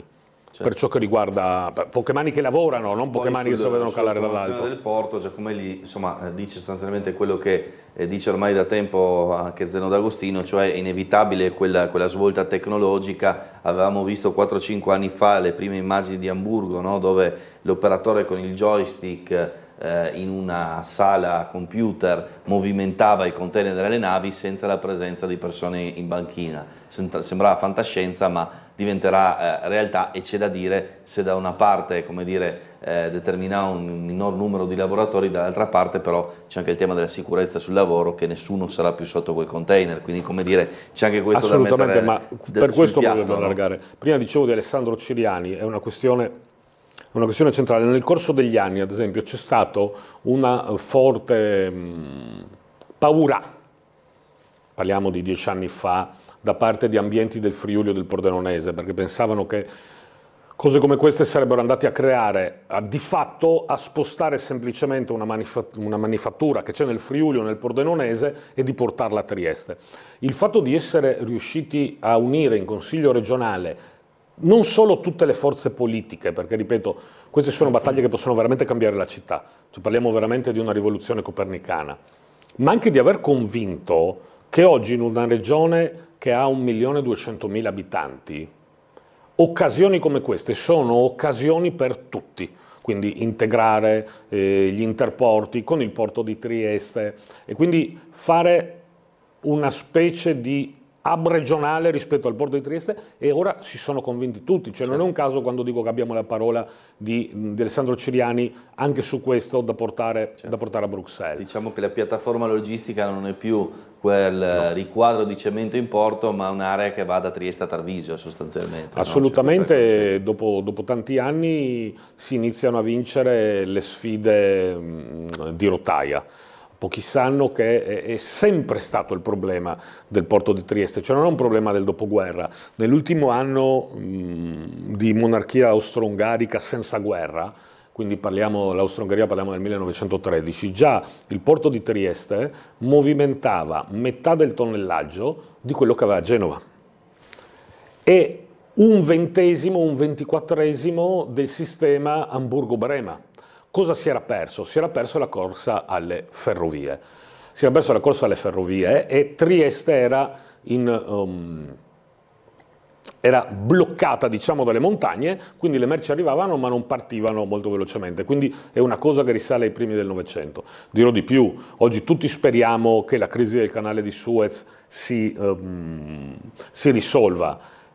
È chiaro che in questa fase sotto il controllo, chiamiamolo, occidentale abbiamo Gibilterra. Gibilterra però è importante per Puglia, Sicilia, Sardegna, Toscana e Liguria. Non è importante per l'Adriatico, per noi è importante il canale di Suez ed è un'area molto molto destabilizzata e anche su questo l'Europa dovrà assolutamente procedere.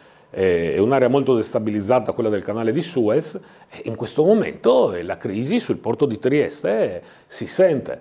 Per questo, anche per questo, ma non solo per noi, per tutto il sistema dell'Adriatico, dirò di più, per tutto il sistema dell'Europa del Nord, è centrale riuscire a portare dei vantaggi competitivi in più come può essere quello, cioè può essere la cosa che ci salva nei prossimi 10 anni. Abbiamo una crisi di Suez che di fatto ci riporta ai primi del Novecento, di cui parlavamo prima, cioè una crisi che non tocca i grandi porti del nord Europa, ma ben tocca l'Adriatico, certo. E rischiamo di ritrovarci in quella situazione. Da un lato c'è questo vantaggio competitivo, dall'altro c'è anche il richiamo, ma non è un richiamo solo di Fratelli d'Italia, è un richiamo che ha fatto Zeno D'Agostino stesso. Certo. Cioè il prossimo Parlamento europeo, la prossima Europa dovrà occuparsi della questione Suez e se non lo vorrà fare militarmente perché alla fine non siamo in grado, perché dobbiamo dire oggi questa Europa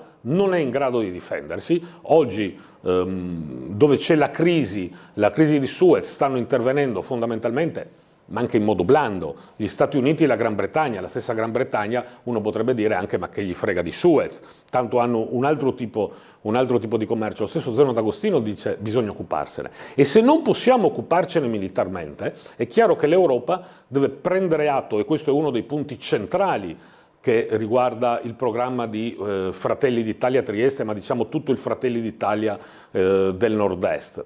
E dovrà farlo con misure di crisi economica, come ha fatto molte volte negli ultimi 5 anni, con misure che prendano atto delle difficoltà dei porti dell'Adriatico, ma non solo, penso alle difficoltà ovviamente di porti come quelli della Grecia, perché se restiamo in questa situazione, lasciamo perdere che noi abbiamo trovato anche la via dell'extradoganalità dei punti franchi, ma se restiamo in questa situazione economica, finiamo che di nuovo i porti del nord Europa faranno, come si dice a Trieste, camera e cucina. Chiaro. E questo, almeno se ci sarà Fratelli d'Italia in Europa, se riusciremo a portare un centrodestra in Europa, per una volta con il centro-sinistra e i socialisti all'opposizione, come in Italia, è uno dei punti centrali, ovviamente, che noi a nord-est, e in particolare a Trieste, spingiamo forte. Allora, sentiamo ancora la telefonata prima della pubblicità, mi scuso se l'ho lasciata lì un po' a bagnomaria, diciamo così. Pronto? Oh, buongiorno Stabile, prego. Buongiorno a lei prego. E a Giacomelli. Buongiorno. Allora, io volevo chiedere a Giacomelli una cosa, no? La legge è uguale per tutti, lui è un avvocato. L'altro giorno ho assistito a una su Mediaset, dritto e rovescio. Hanno intervistato un clandestino da 7 anni in Italia con 4 decreti di espulsione stracciati e la giornalista ha chiesto se non ha paura della legge italiana. Ha detto che la legge italiana vale solo per gli italiani, non per loro. Allora, l'ultima rissa che c'era pomeridiana giù in via Ghega, quel ferito che è stato trovato in stazione era di una comunità minorile di Gorizia. Allora io dico, la comunità minorile di Gorizia, Giacomelli, perché una domanda, perché non mettiamo un coprifuoco per queste comunità? Ci costano tantissimo e non vengono utilizzate nel pieno, perché io facevo la scuola con Vito, avevo il coprifuoco, avevamo l'internato obbligatorio, perché non lo possiamo mettere? Così sono più seguiti, obbligati ad andare a scuola, obbligati ad integrarsi se ci riescono, però abbiamo la coscienza a posto, dovrebbe essere fatto un coprifuoco, loro non vengono da Gorizia a Trieste e fare i loro comodi. Grazie. Grazie, allora devo andare in pubblicità, vedremo proprio l'immagine della rissa e sentiremo la risposta di Giacomelli subito dopo la pubblicità.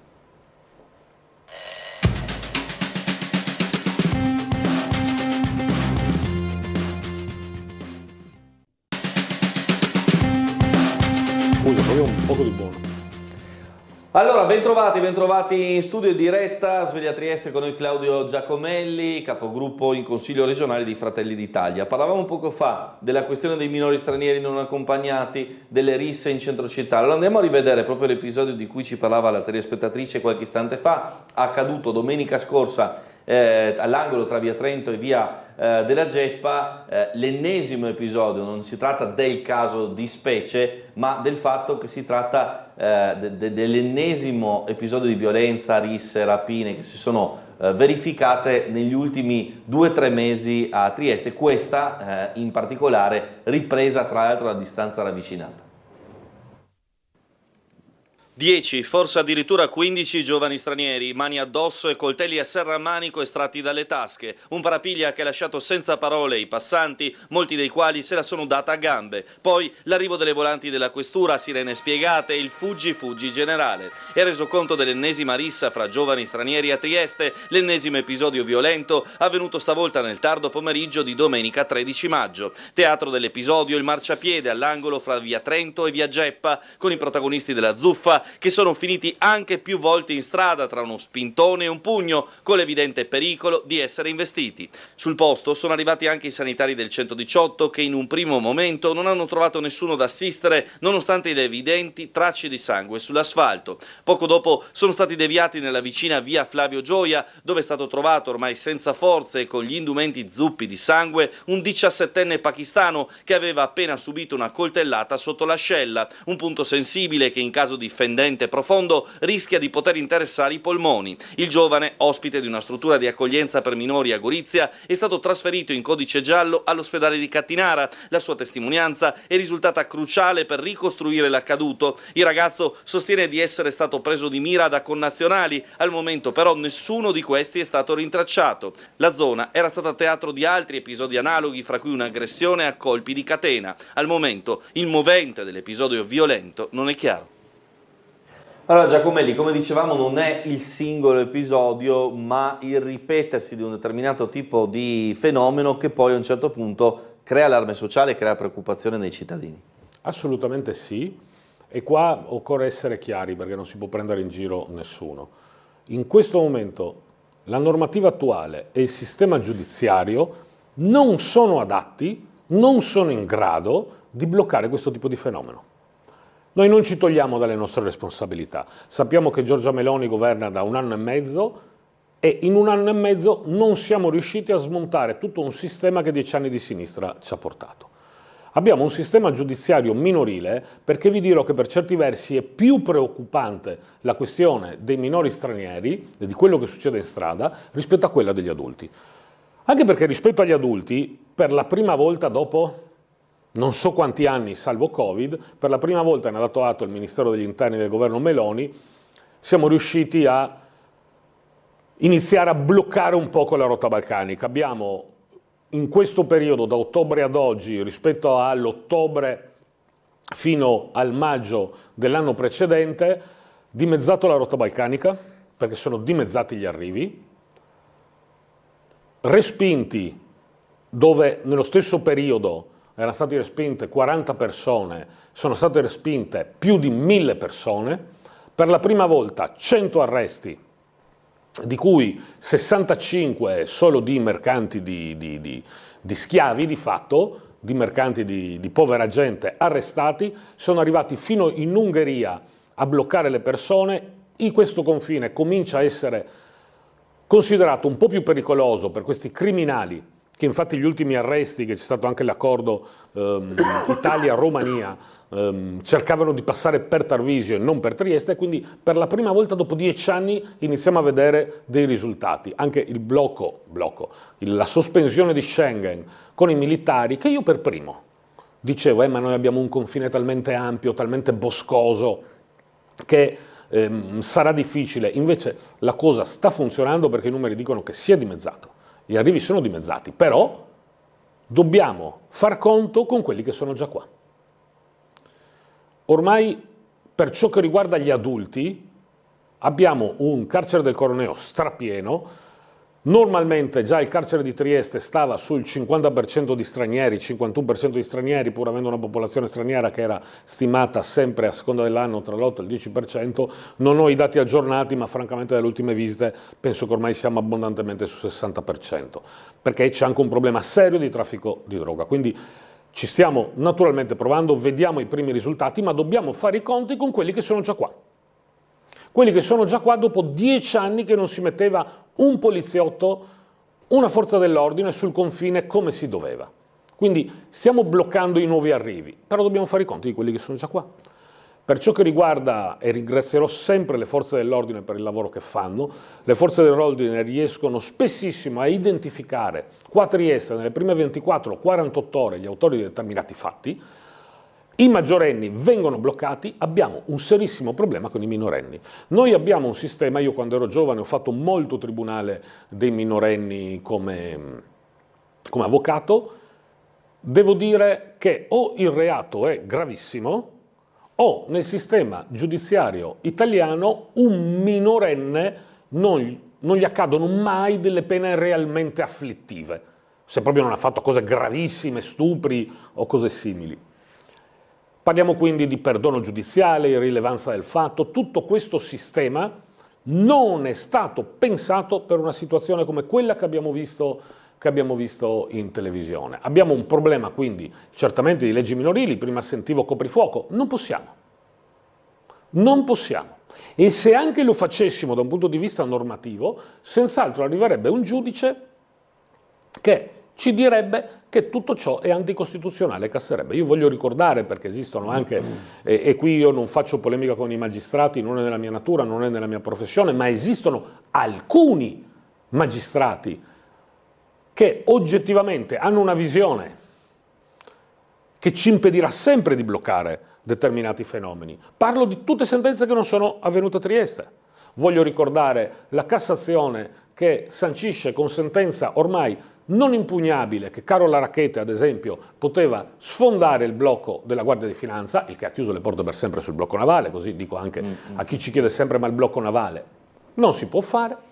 Voglio ricordare la sentenza del giudice che ha condannato un capitano che aveva raccolto nel Mar Mediterraneo alcuni profughi, li aveva raccolti in mare e li aveva riportati verso Tripoli. È stato condannato perché Tripoli non è un porto sicuro, doveva portarli in Italia, dal giudice italiano. Voglio ricordare per quello che riguarda noi una sentenza del gennaio dello scorso anno, perché voglio ricordare anche qui le elezioni si svolgono a settembre-ottobre. Subito, dopo un mese, viene qui il sottosegretario agli interni, Emanuele Prisco di Fratelli d'Italia, invitato da noi, da Nicole Matteoni, da me.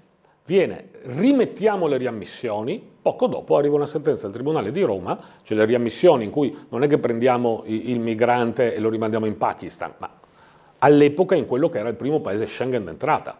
E quindi era in Slovenia, il giudice dice no, ritorna in Italia e gli dà quasi 20.000 euro di risarcimento danno, un giudice del Tribunale di Roma. E allora tutto diventa difficile. Quando i dati che ho dato prima, quando abbiamo detto più di 1.000 respingimenti, sono stati subito contestati da parte del Partito Democratico e da parte del dottor Schiavone, dell'ICS. Ah, vogliamo sapere come avete fatto, perché è illegale, li dovevate accogliere tutti. Quindi noi dobbiamo vedere con questa situazione che abbiamo, che è stata creata da 10 anni, abbiamo queste leggi, possiamo provare a cambiarle, ma c'è anche un sistema giudiziario, ripeto, un sistema giudiziario non triestino, che rema contro la nostra visione. Però, senza prendere in giro i telespettatori, oggi il sistema minorile non ci consente di andare a colpire qui. C'è, se non sbaglio, è stato proprio un procuratore che presto andrà in pensione che ha detto sui giornali, ma qua noi non possiamo nemmeno espellerli, perché sono dei minori non accompagnati. Oggi il nostro sistema è pensato per minori italiani che delinquono, ma non si mandano reclusi perché si rischia di rovinare un minore, ma di fatto l'esperienza di fare un processo, la famiglia che si paga 3, 4, 5 mila euro di avvocato, la paura che accada ancora per la carriera, creano un sistema, che è il sistema che è stato pensato da chi ha scritto la parte penale minorile, crea un sistema per il quale fare un grosso problema col minore, senza rovinarlo magari con una pena detentiva, ma tutto il sistema anche familiare fa sì che lui non voglia più tornare in questa situazione.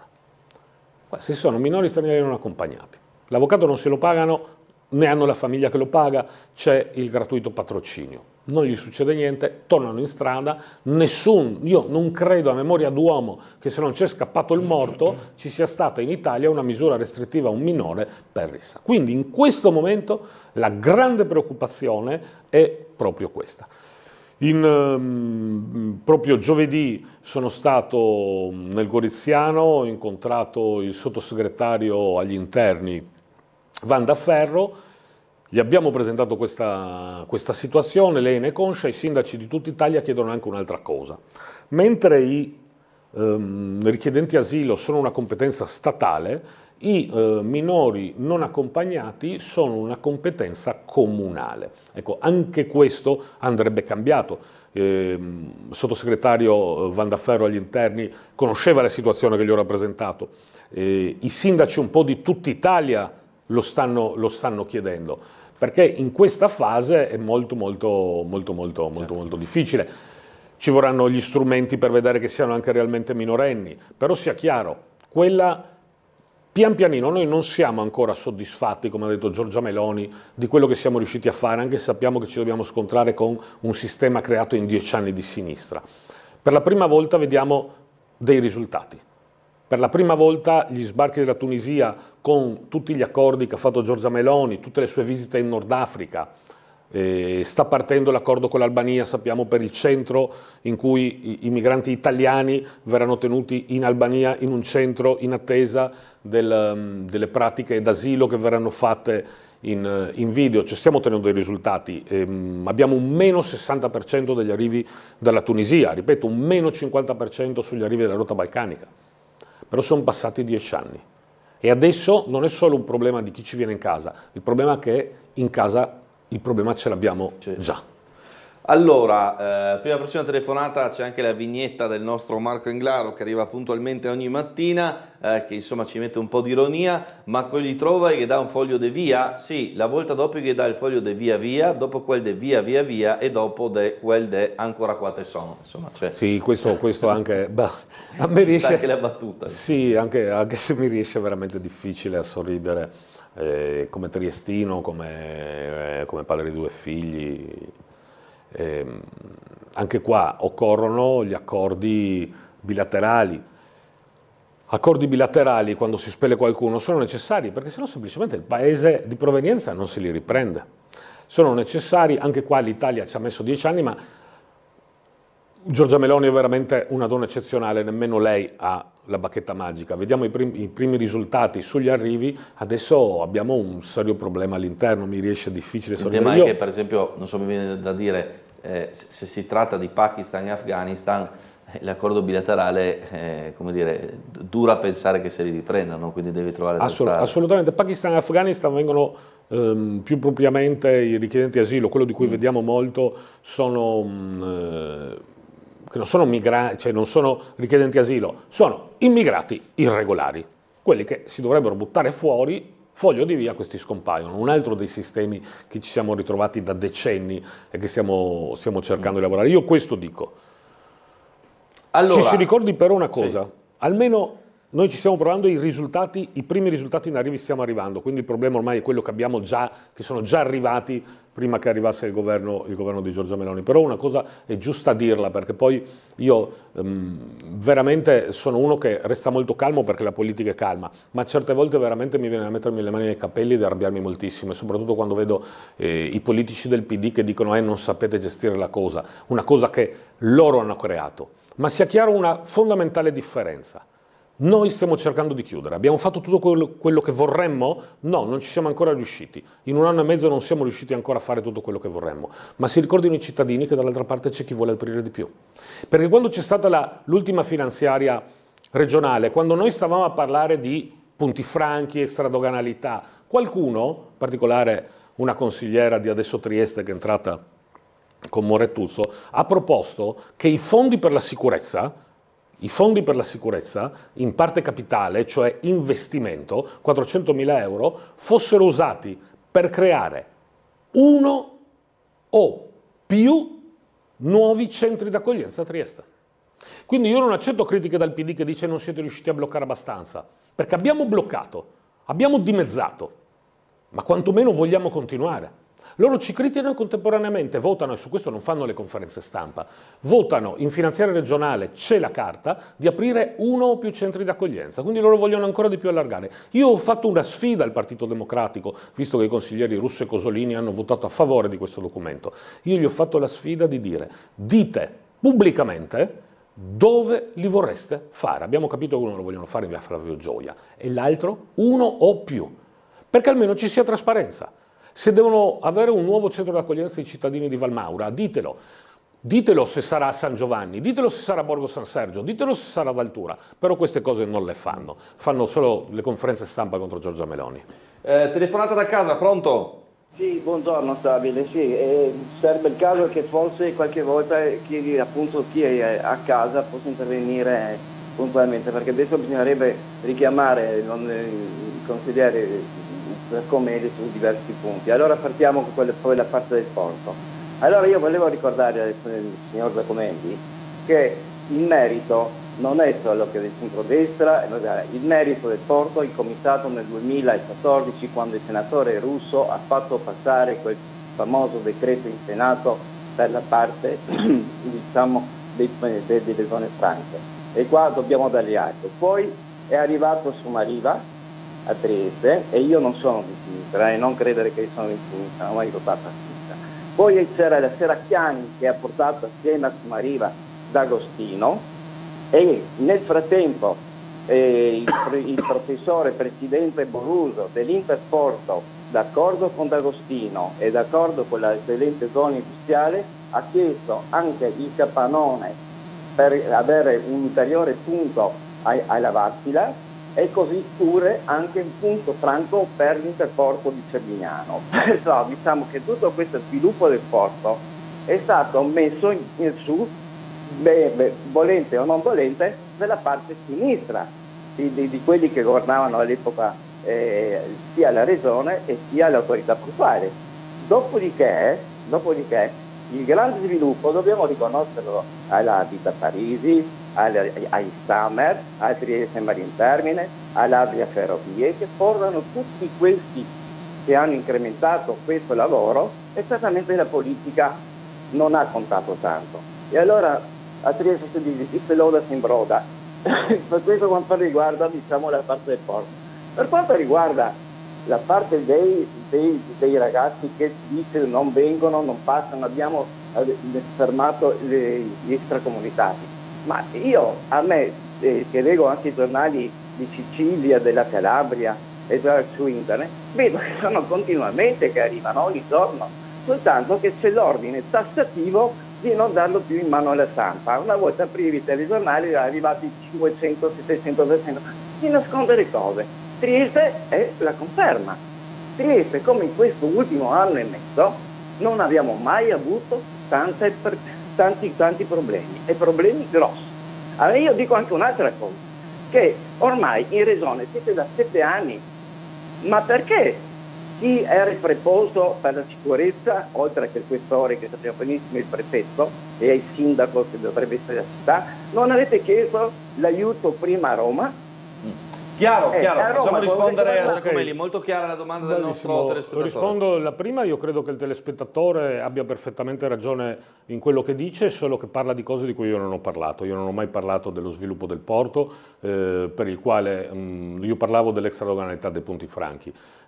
Solo un pazzo, un cieco, uno in malafede non riconoscerebbe che i grandi meriti vanno innanzitutto a Zeno D'Agostino, al dottor Sommariva, alle aziende che stanno lavorando. Questo nessuno che non sia matto in malafede può dire qualcosa di diverso. Io parlavo dell'extradoganalità dei punti franchi, che non c'entra nemmeno con l'emendamento Russo che riguardava invece il Porto Vecchio. Io ho dato atto invece del fatto che sull'extradonalità dei punti franchi è stata tirata, in ambito politico, è stata tirata fuori da Fratelli d'Italia nel 2019, ma guardate, non è perché siamo particolarmente intelligenti, soltanto che noi siamo nati dal niente.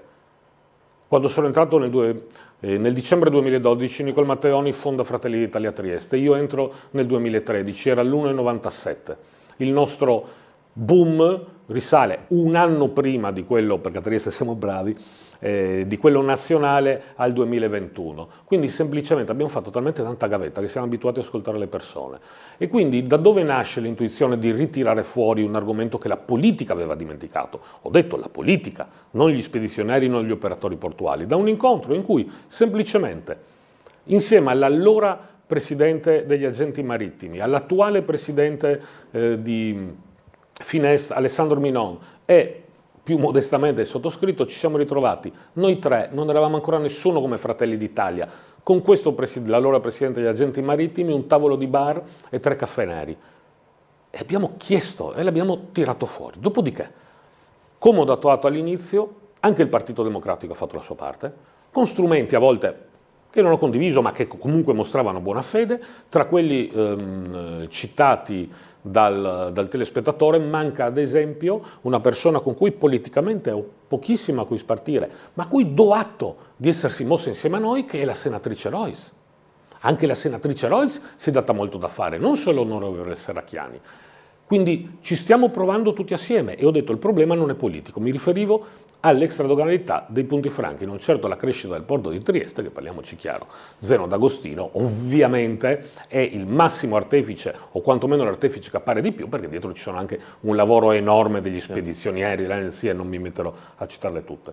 Per ciò che riguarda invece i risultati, guardate, ci vorrà tempo prima che si possa vedere. I dati semplicemente sono i dati polizia di frontiera, non sono i dati di Fratelli d'Italia Trieste, non sono i dati di Giorgia Meloni, dicono che in questo periodo abbiamo avuto un meno 60% della Tunisia, un meno 50% sulla rotta balcanica. Che significa? Significa che siamo sulla strada giusta, anche se qualcuno, come abbiamo detto, contesta queste operazioni. Qualcuno dice no, mettere la polizia e l'esercito sul confine è sbagliato, è chiusura, è un muro, quindi dobbiamo saperlo che c'è chi lo contrasta. Però siamo già pieni all'interno. Dopodiché, perché non abbiamo chiesto l'intervento di Roma, il sindaco e la regione? Lo abbiamo fatto continuamente.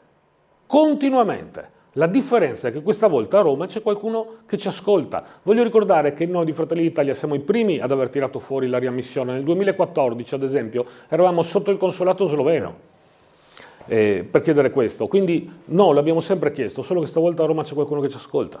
Grazie Giacomelli, ci fermiamo un istante per la pubblicità, ci ritroviamo tra poco insieme al secondo ospite di giornata, Alessandro Coretti, candidato del centro-sinistra a San Dorligo della Valle per le comunali. Tra poco.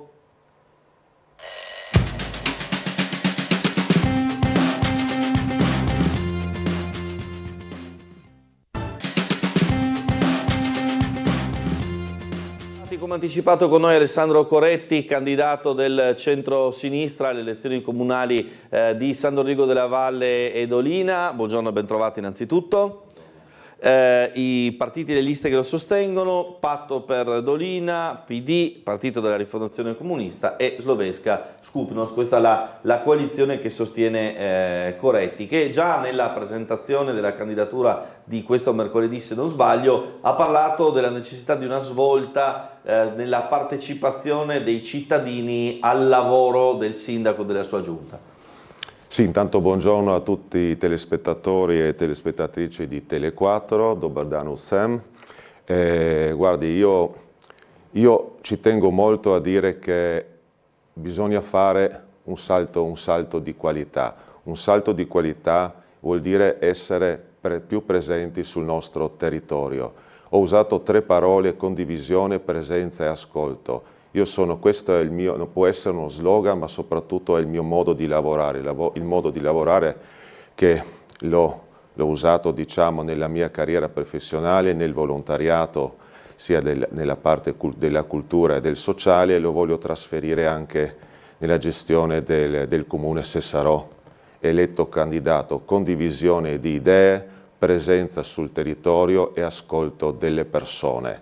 Ascolto delle persone, chiunque esse siano, ascoltando però rispettandole. Solamente rispettando le persone, anche se certe volte incontrerò persone o persone verranno da me in comune che mi parleranno di faccende, di discorsi forse non tanto sensati o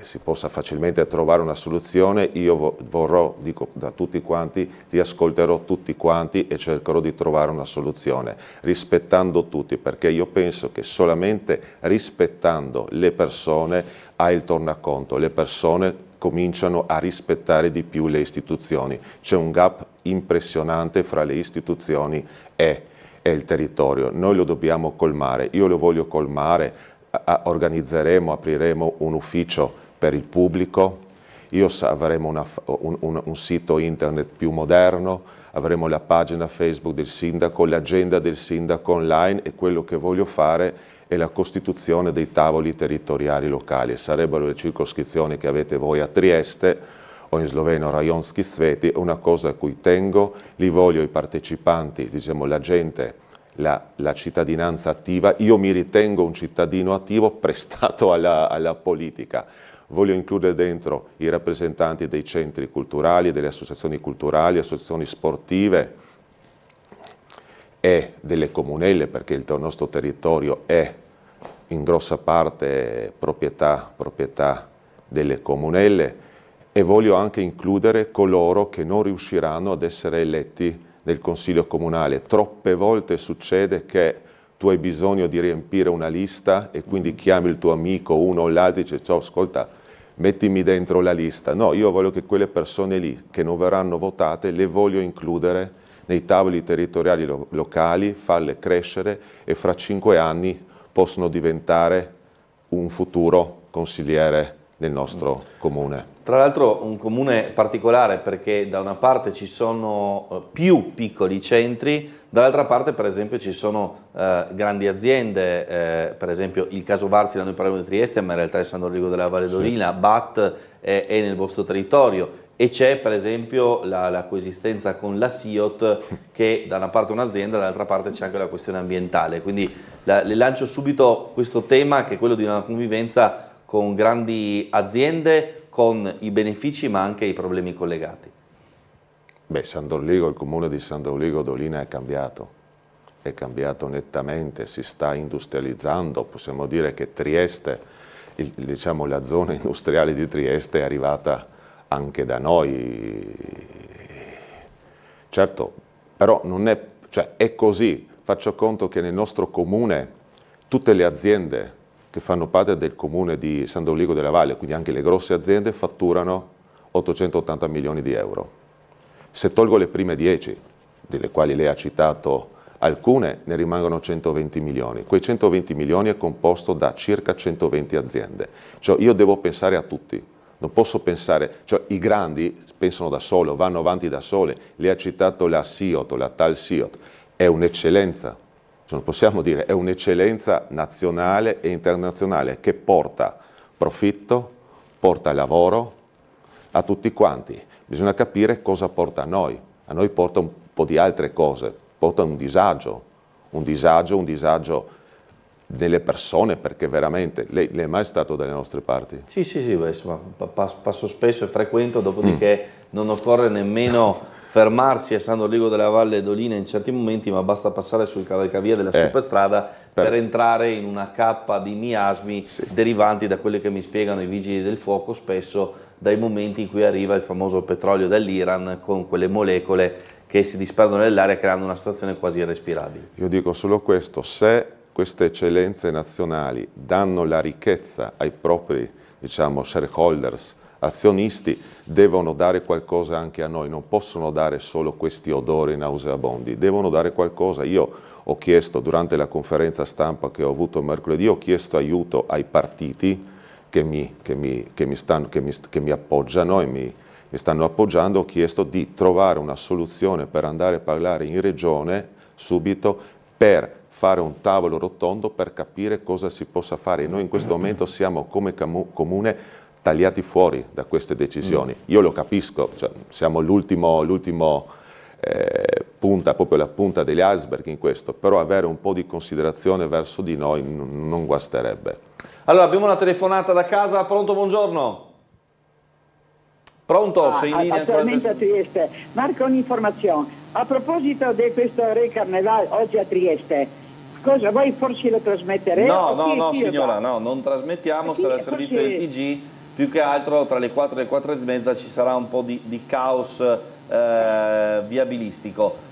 Grazie alla telefonata della signora. Proseguiamo perché volevo andare anche su un altro tema con il candidato di Sandor Ligo Dorina, l'altra, insomma, andando completamente sull'altro fronte, no? C'è un aspetto importante su Trieste, così come su un comune come Sandor Ligo, che è quello turistico, e c'è un patrimonio come quello della Val Rosandra sicuramente da valorizzare. Per chi la frequenta vede come negli ultimi anni comitive turistiche di stranieri eccetera, c'è un aumento molto forte da questo punto di vista. Non è più solo, diciamo così, la passeggiata dei triestini, la palestra di roccia, ma ormai è un'attrattiva turistica importante, per cui si vedono comitive da ogni dove. È un patrimonio da conservare, ma anche una risorsa per il vostro territorio, su cui forse, diciamo, si è investito anche troppo poco, perché è qualcosa di più unico che raro.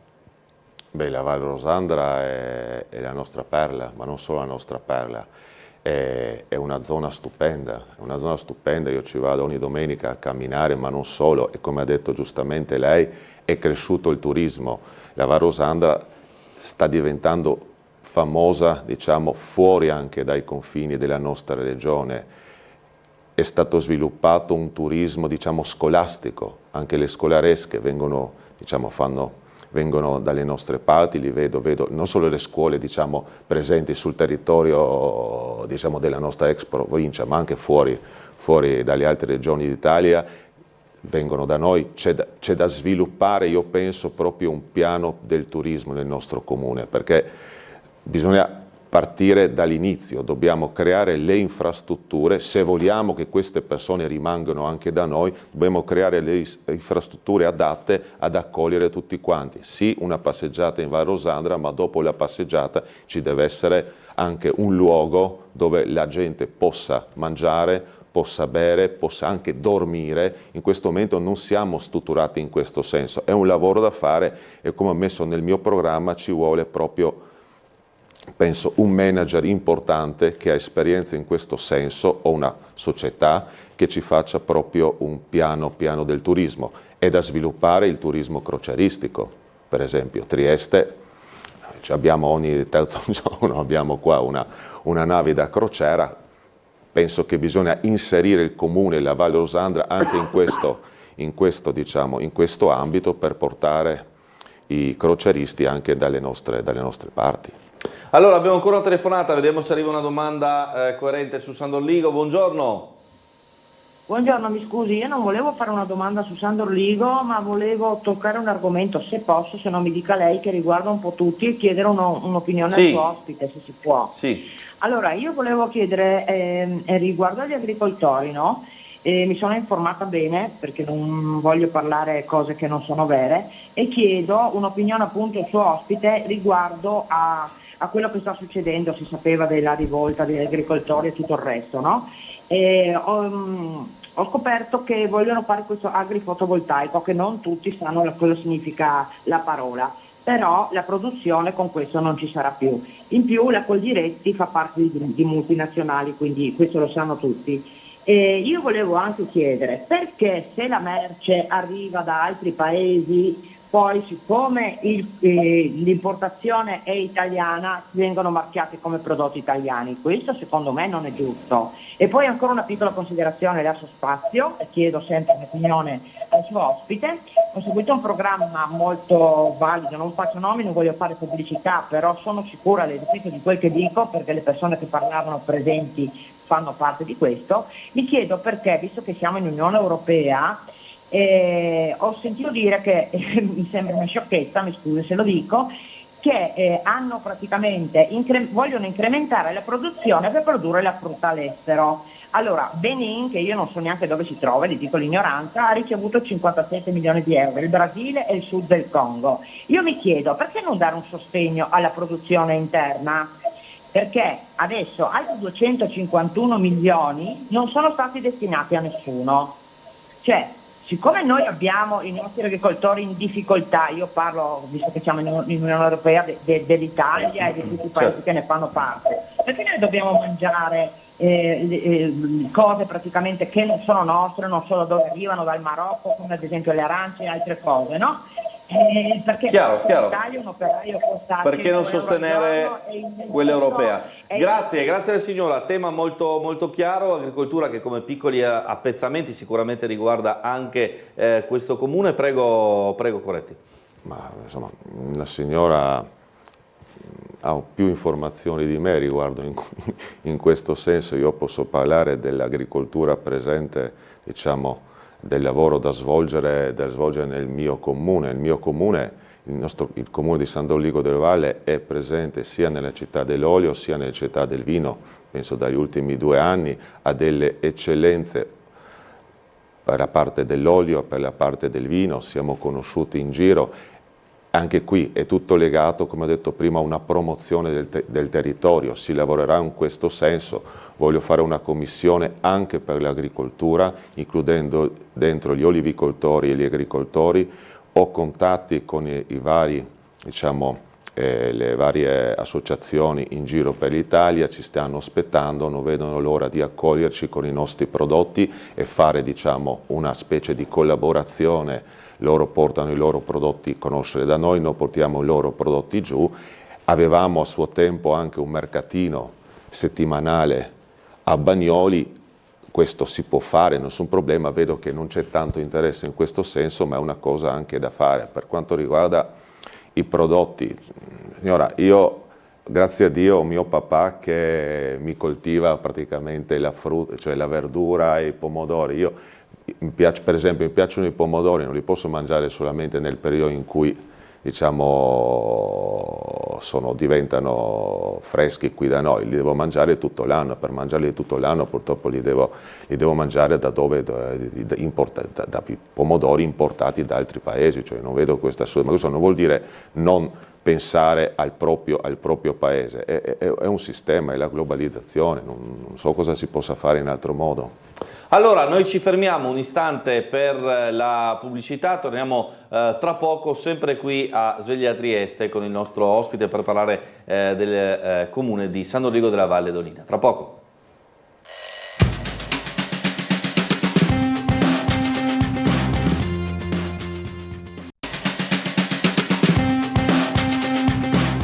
Bentrovati a Sveglia Trieste, ancora con noi Alessandro Coretti, candidato a sindaco di centrosinistra a San Doligo della Valle d'Olina. Volevo spostarmi su un altro tema caro a tanti cittadini che vivono nelle varie frazioni, mi viene da dire da Caresana a Mocò, per usare anche, diciamo, termini di frazioni diverse rispetto alle più note San Doligo, Bagnoli e così via. Ecco, un tema dei trasporti, quello collegato soprattutto agli autobus, di cui ci siamo occupati anche in una serie di servizi della rubrica Io chiamo Tele4, c'è un gruppo di cittadini, per esempio di Caresana, che ci segnala di continuo i problemi relativi al fatto che sostanzialmente se in alcune fasce orarie perdi un autobus, arrivi in ritardo, o non vai in città, magari sul posto di lavoro, oppure non rientri da Trieste nella tua frazione per problemi chiaramente di lavoro, di scuola e di altre frequentazioni. So che su questo ci si sta muovendo.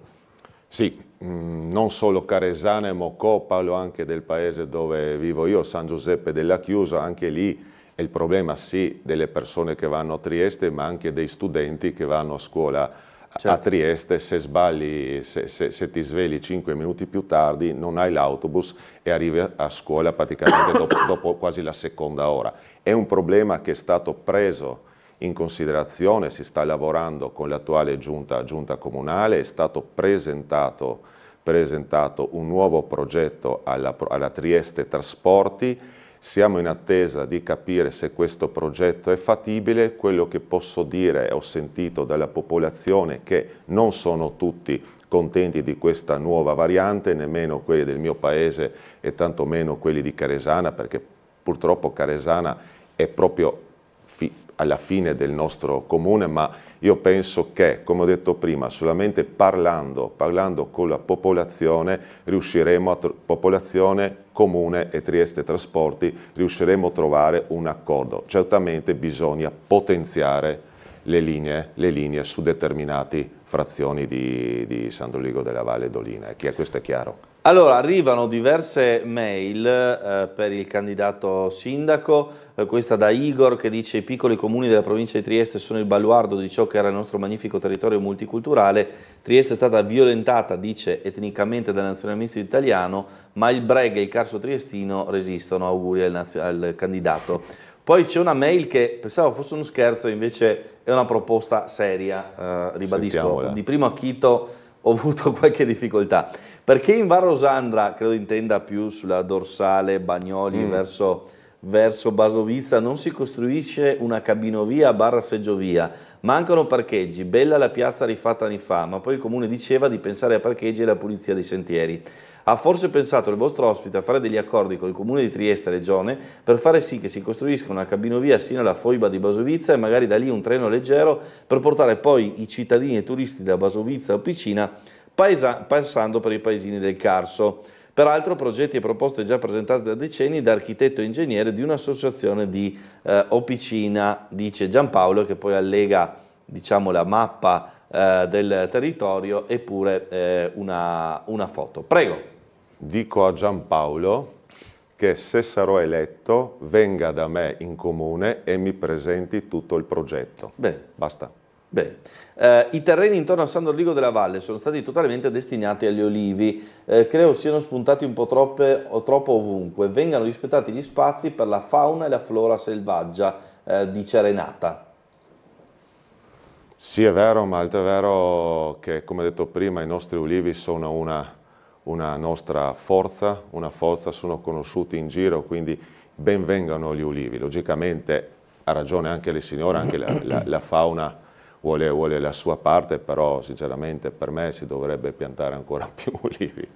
C'è un tema che ritorna rispetto all'ora precedente, ovvero quello dei flussi migratori che vedono proprio nel comune di San Doligo della Valle, attraverso proprio la Val Rosandra e il sentiero che la attraversa, ma anche dalle sue alture retrostanti a San Doligo, flussi che negli ultimi anni sono stati continui e tra l'altro sono stati proprio tante volte i residenti di San Doligo, Bagnoli, Mattonai a segnalare proprio a Sveglia Trieste di mattina in mattina questi arrivi, in alcuni casi situazioni tranquille, in alcuni casi di preoccupazione, in alcuni casi magari di ingressi nei giardini, in alcuni casi invece situazioni tranquille in cui addirittura i residenti, non so, davano una bottiglia d'acqua ai ragazzi che si fermavano lì di fronte, insomma di tutto un po'. È ovvio che è un territorio di passaggio per cui questa preoccupazione rimane. A ciò si aggiunge il fatto che da eventuale sindaco, qualora eletto, c'è in capo la responsabilità del comune, per esempio, dei minori stranieri, che a Trieste crea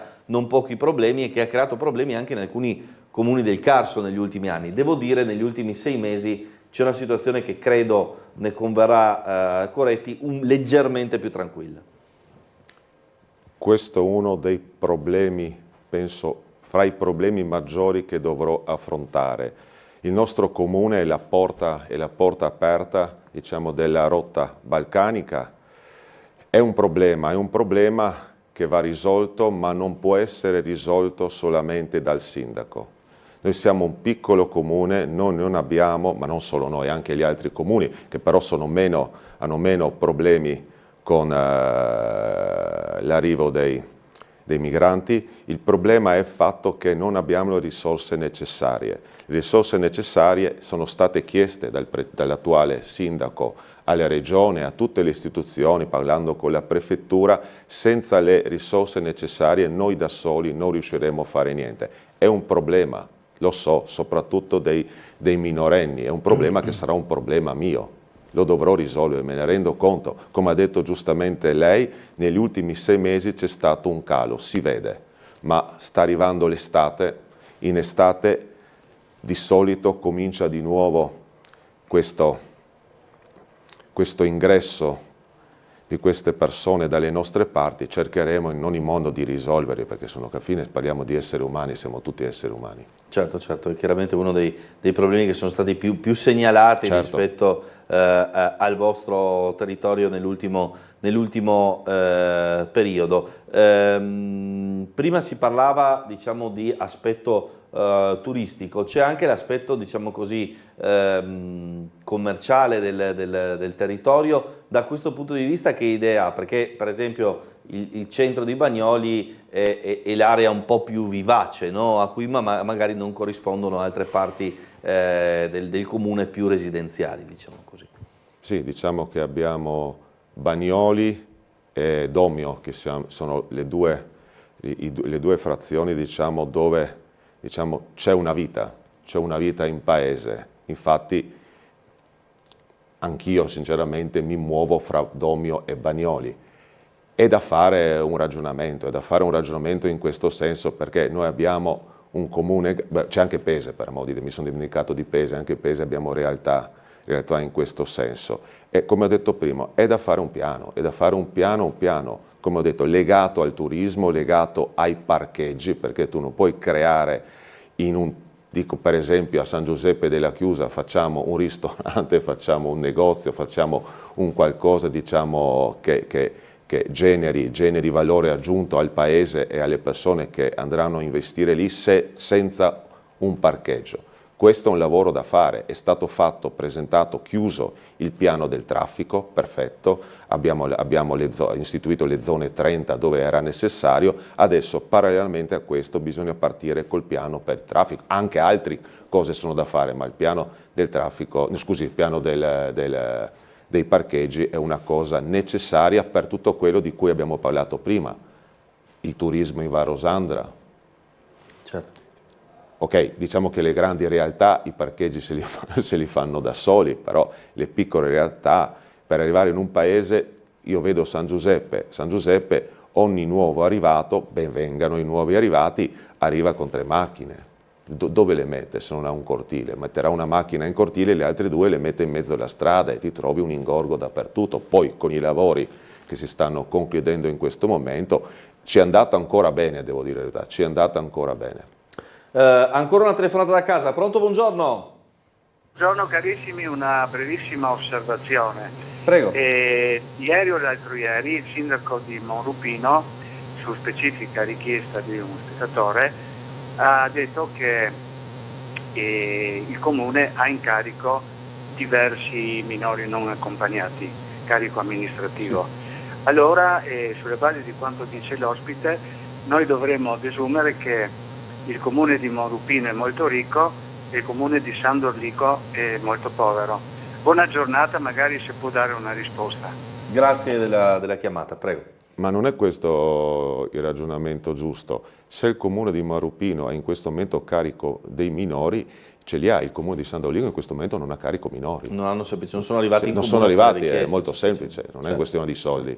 Certo, è una questione proprio di averli o non averli. Diciamo tutto là. Parlavamo appunto poco fa di questo relativamente appunto agli arrivi della rotta balcanica. Ci fermiamo un istante per la pubblicità, ci troviamo tra poco sempre qui di nuovo in diretta fino alle ore 10.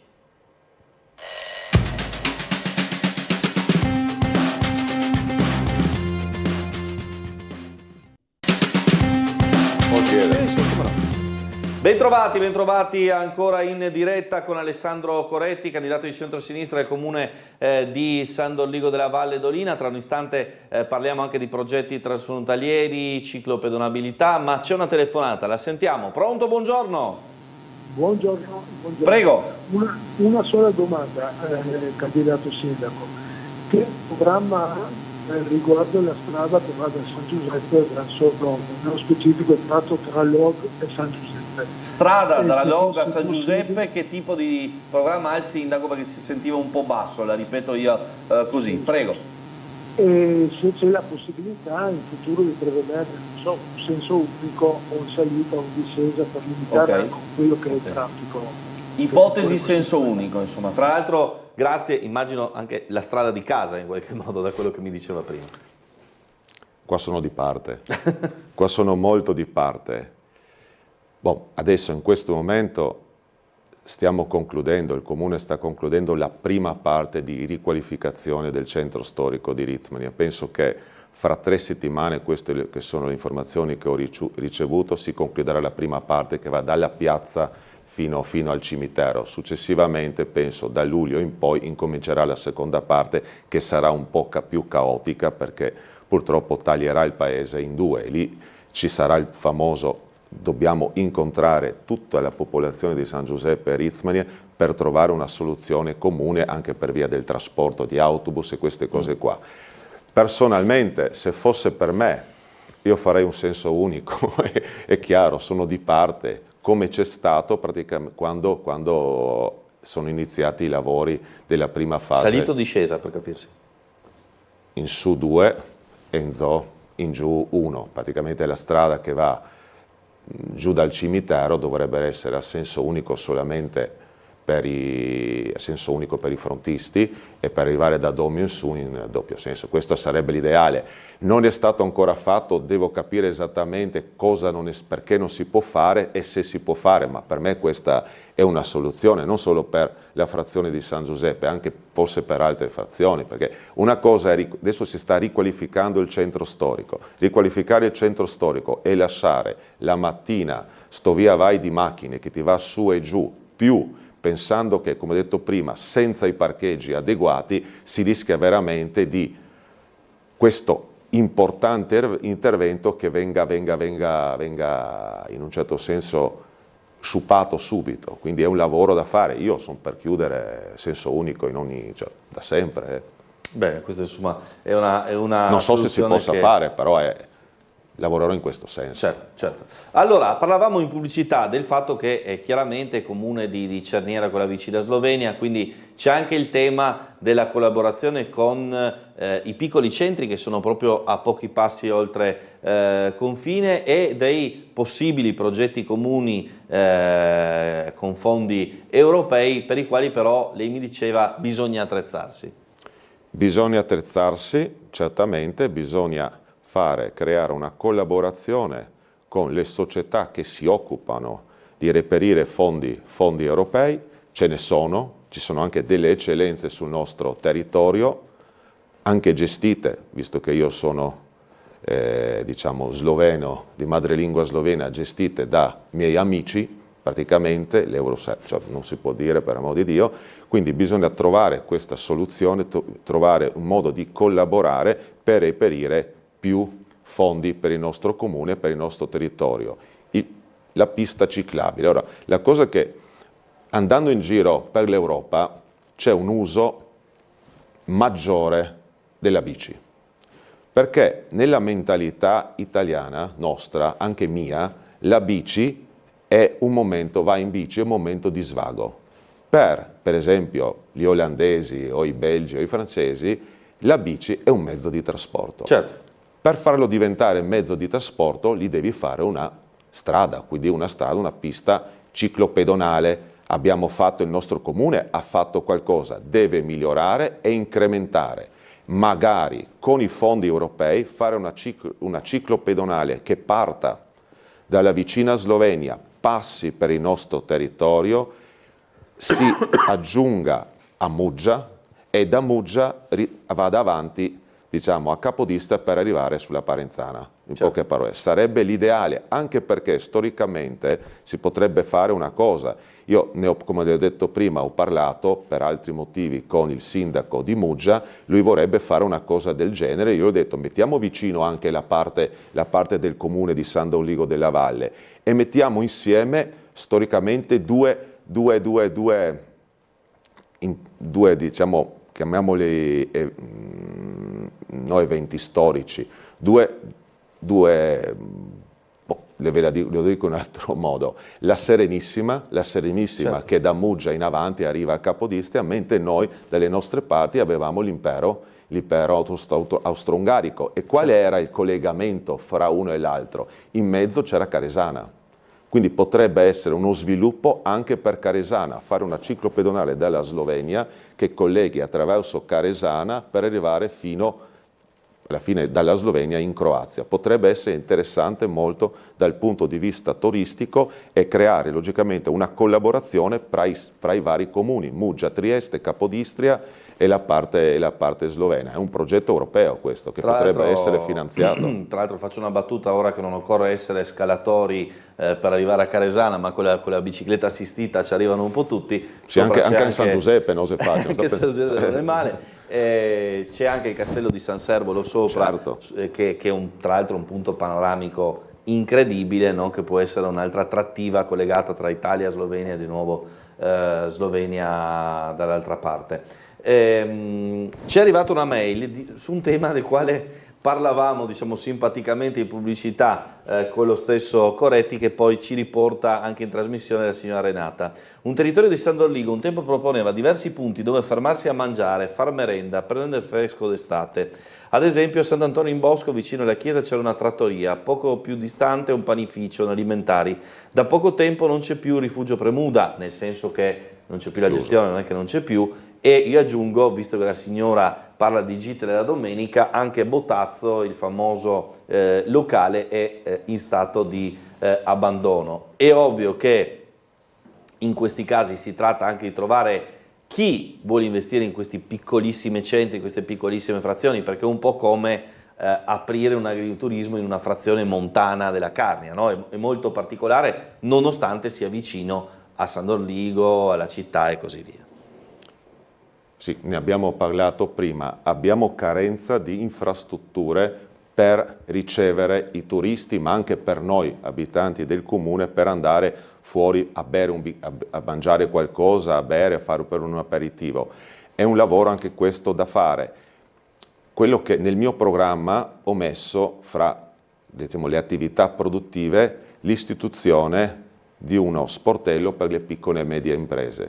Per le piccole e medie imprese è con l'idea, o anche incluso, l'idea è quella di portare i giovani imprenditori, soprattutto i giovani imprenditori nel nostro comune, dando a loro la possibilità di avere anche delle agevolazioni per quanto riguarda gli affitti o per quanto riguarda, diciamo, la tassazione per un tot d'anni, per l'avviamento della loro attività, e questo penso che possa aiutare a far crescere anche, diciamo, la ristorazione nel nostro comune.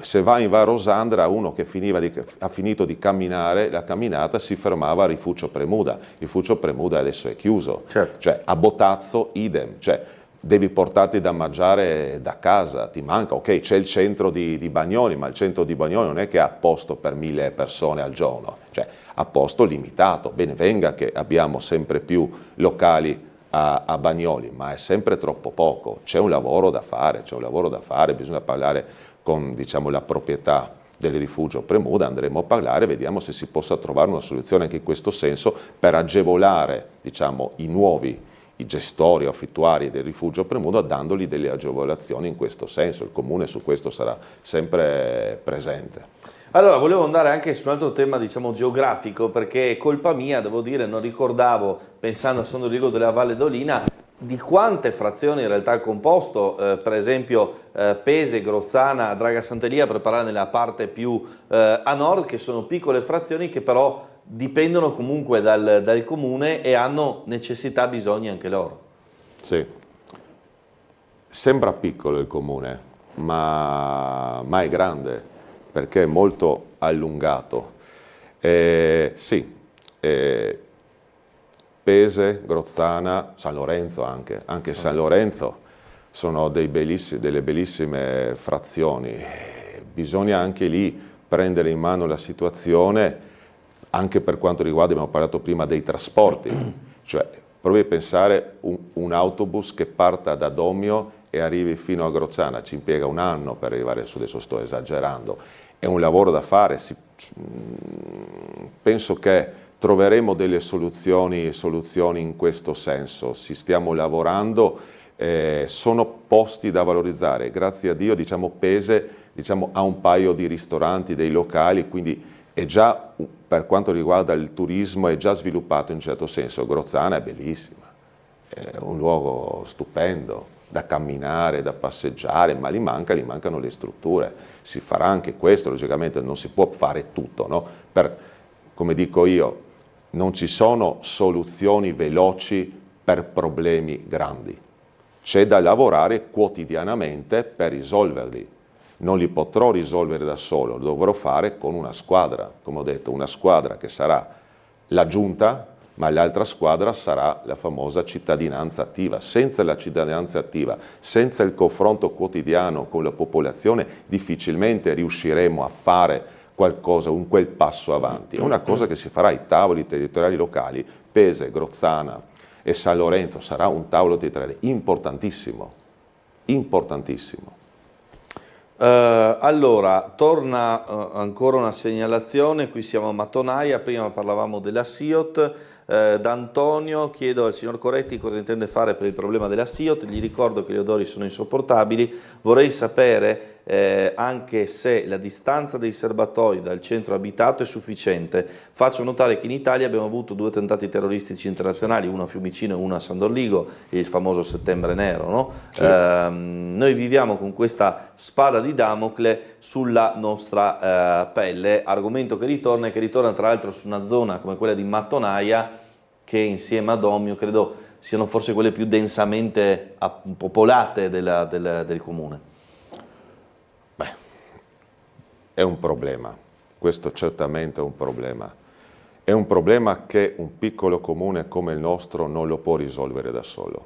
Lo deve risolvere, io ho già chiesto, penso che l'ho detto già prima, ho già chiesto ai segretari provinciali e regionali dei partiti che mi stanno in questo momento appoggiando, di interagire con la regione per trovare un tavolo, per fare indire un tavolo rotondo per capire esattamente cosa si può fare.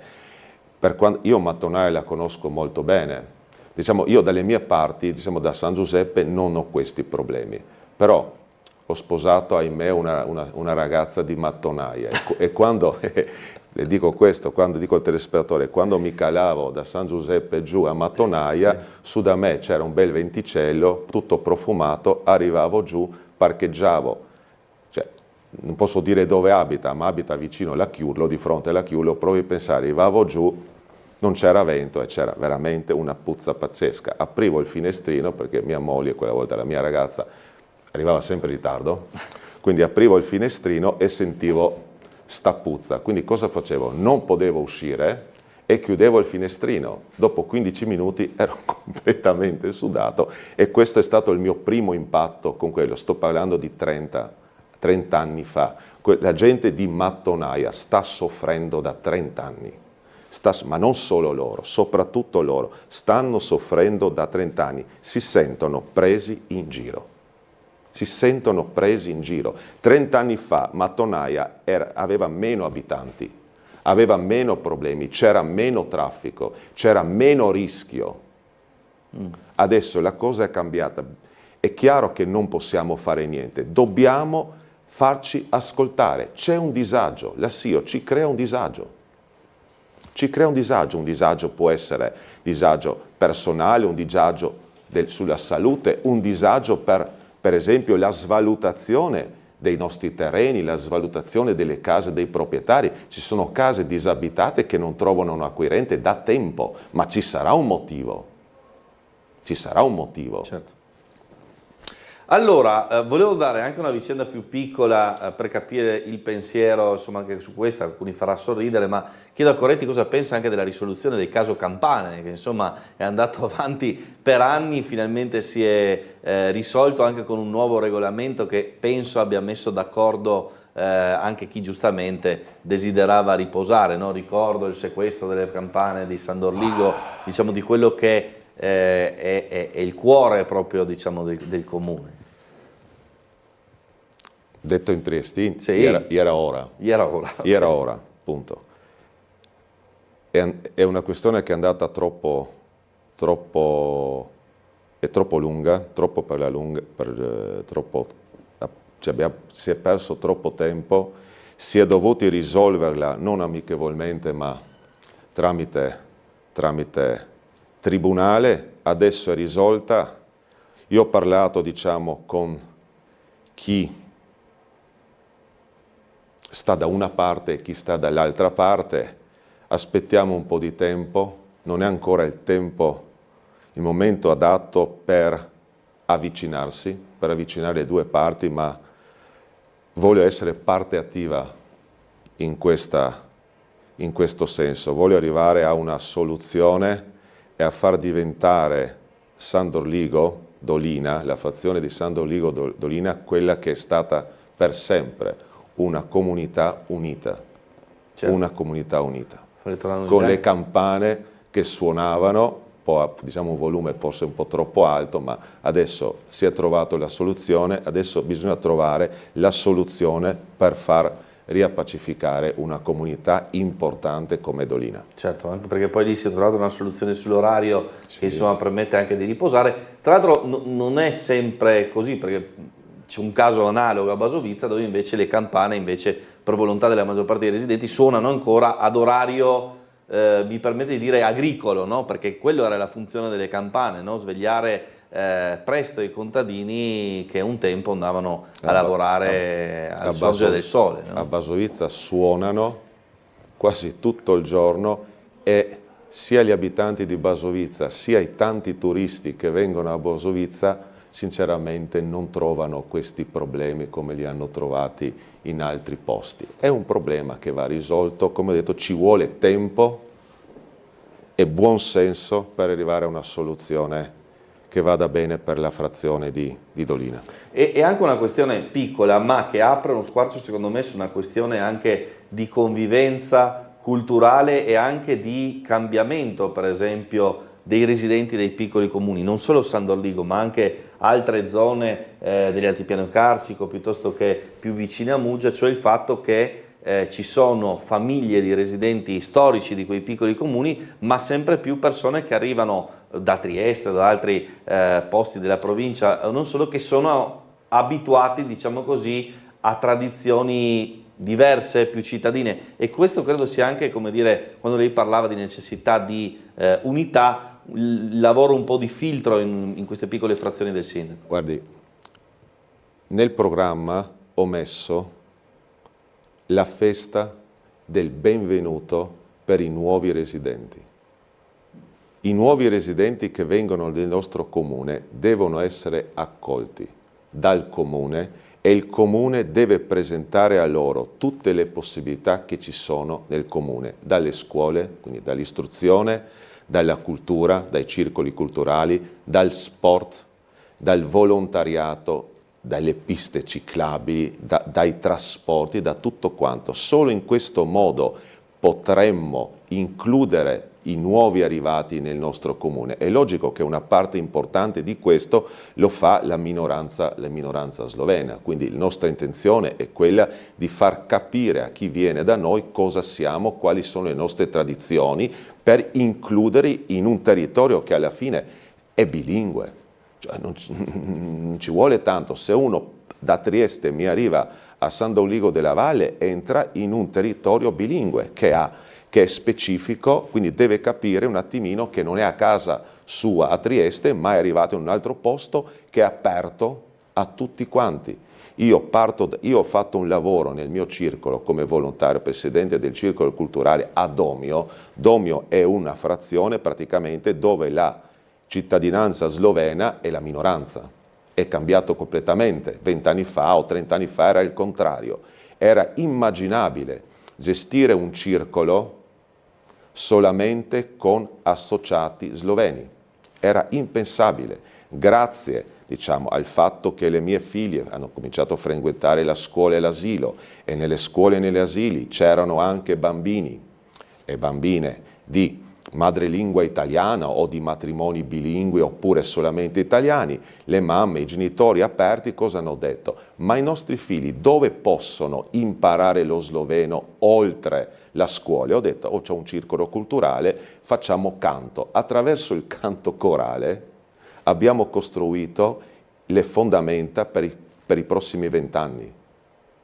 È impensabile una cosa del genere, dire a un bambino che mi viene da Trieste che non sa una parola di italiano, di sloveno, che attraverso il canto lo impara, e grazie al canto e all'attività del circolo anche i genitori sono entrati in questo meccanismo. Adesso sono orgoglioso di dire che abbiamo un circolo fatto, diciamo, non so, ci sono anche spagnoli, mi sembra, gente associati che arrivano anche da Gorizia, e attraverso questa unità di idee. È una cosa che voglio trasportare in grande, logicamente anche nella gestione del comune, se ovviamente sarò eletto sindaco. È una cosa che ci tenevo veramente a dire. Grazie allora Alessandro Coretti per essere stato con noi. Noi ci fermiamo per quanto riguarda questa mattinata Sveglia Trieste, appuntamento ore 13, 13:20 il telegiornale, 19:30 l'edizione della sera. Restate con noi. Grazie, salve.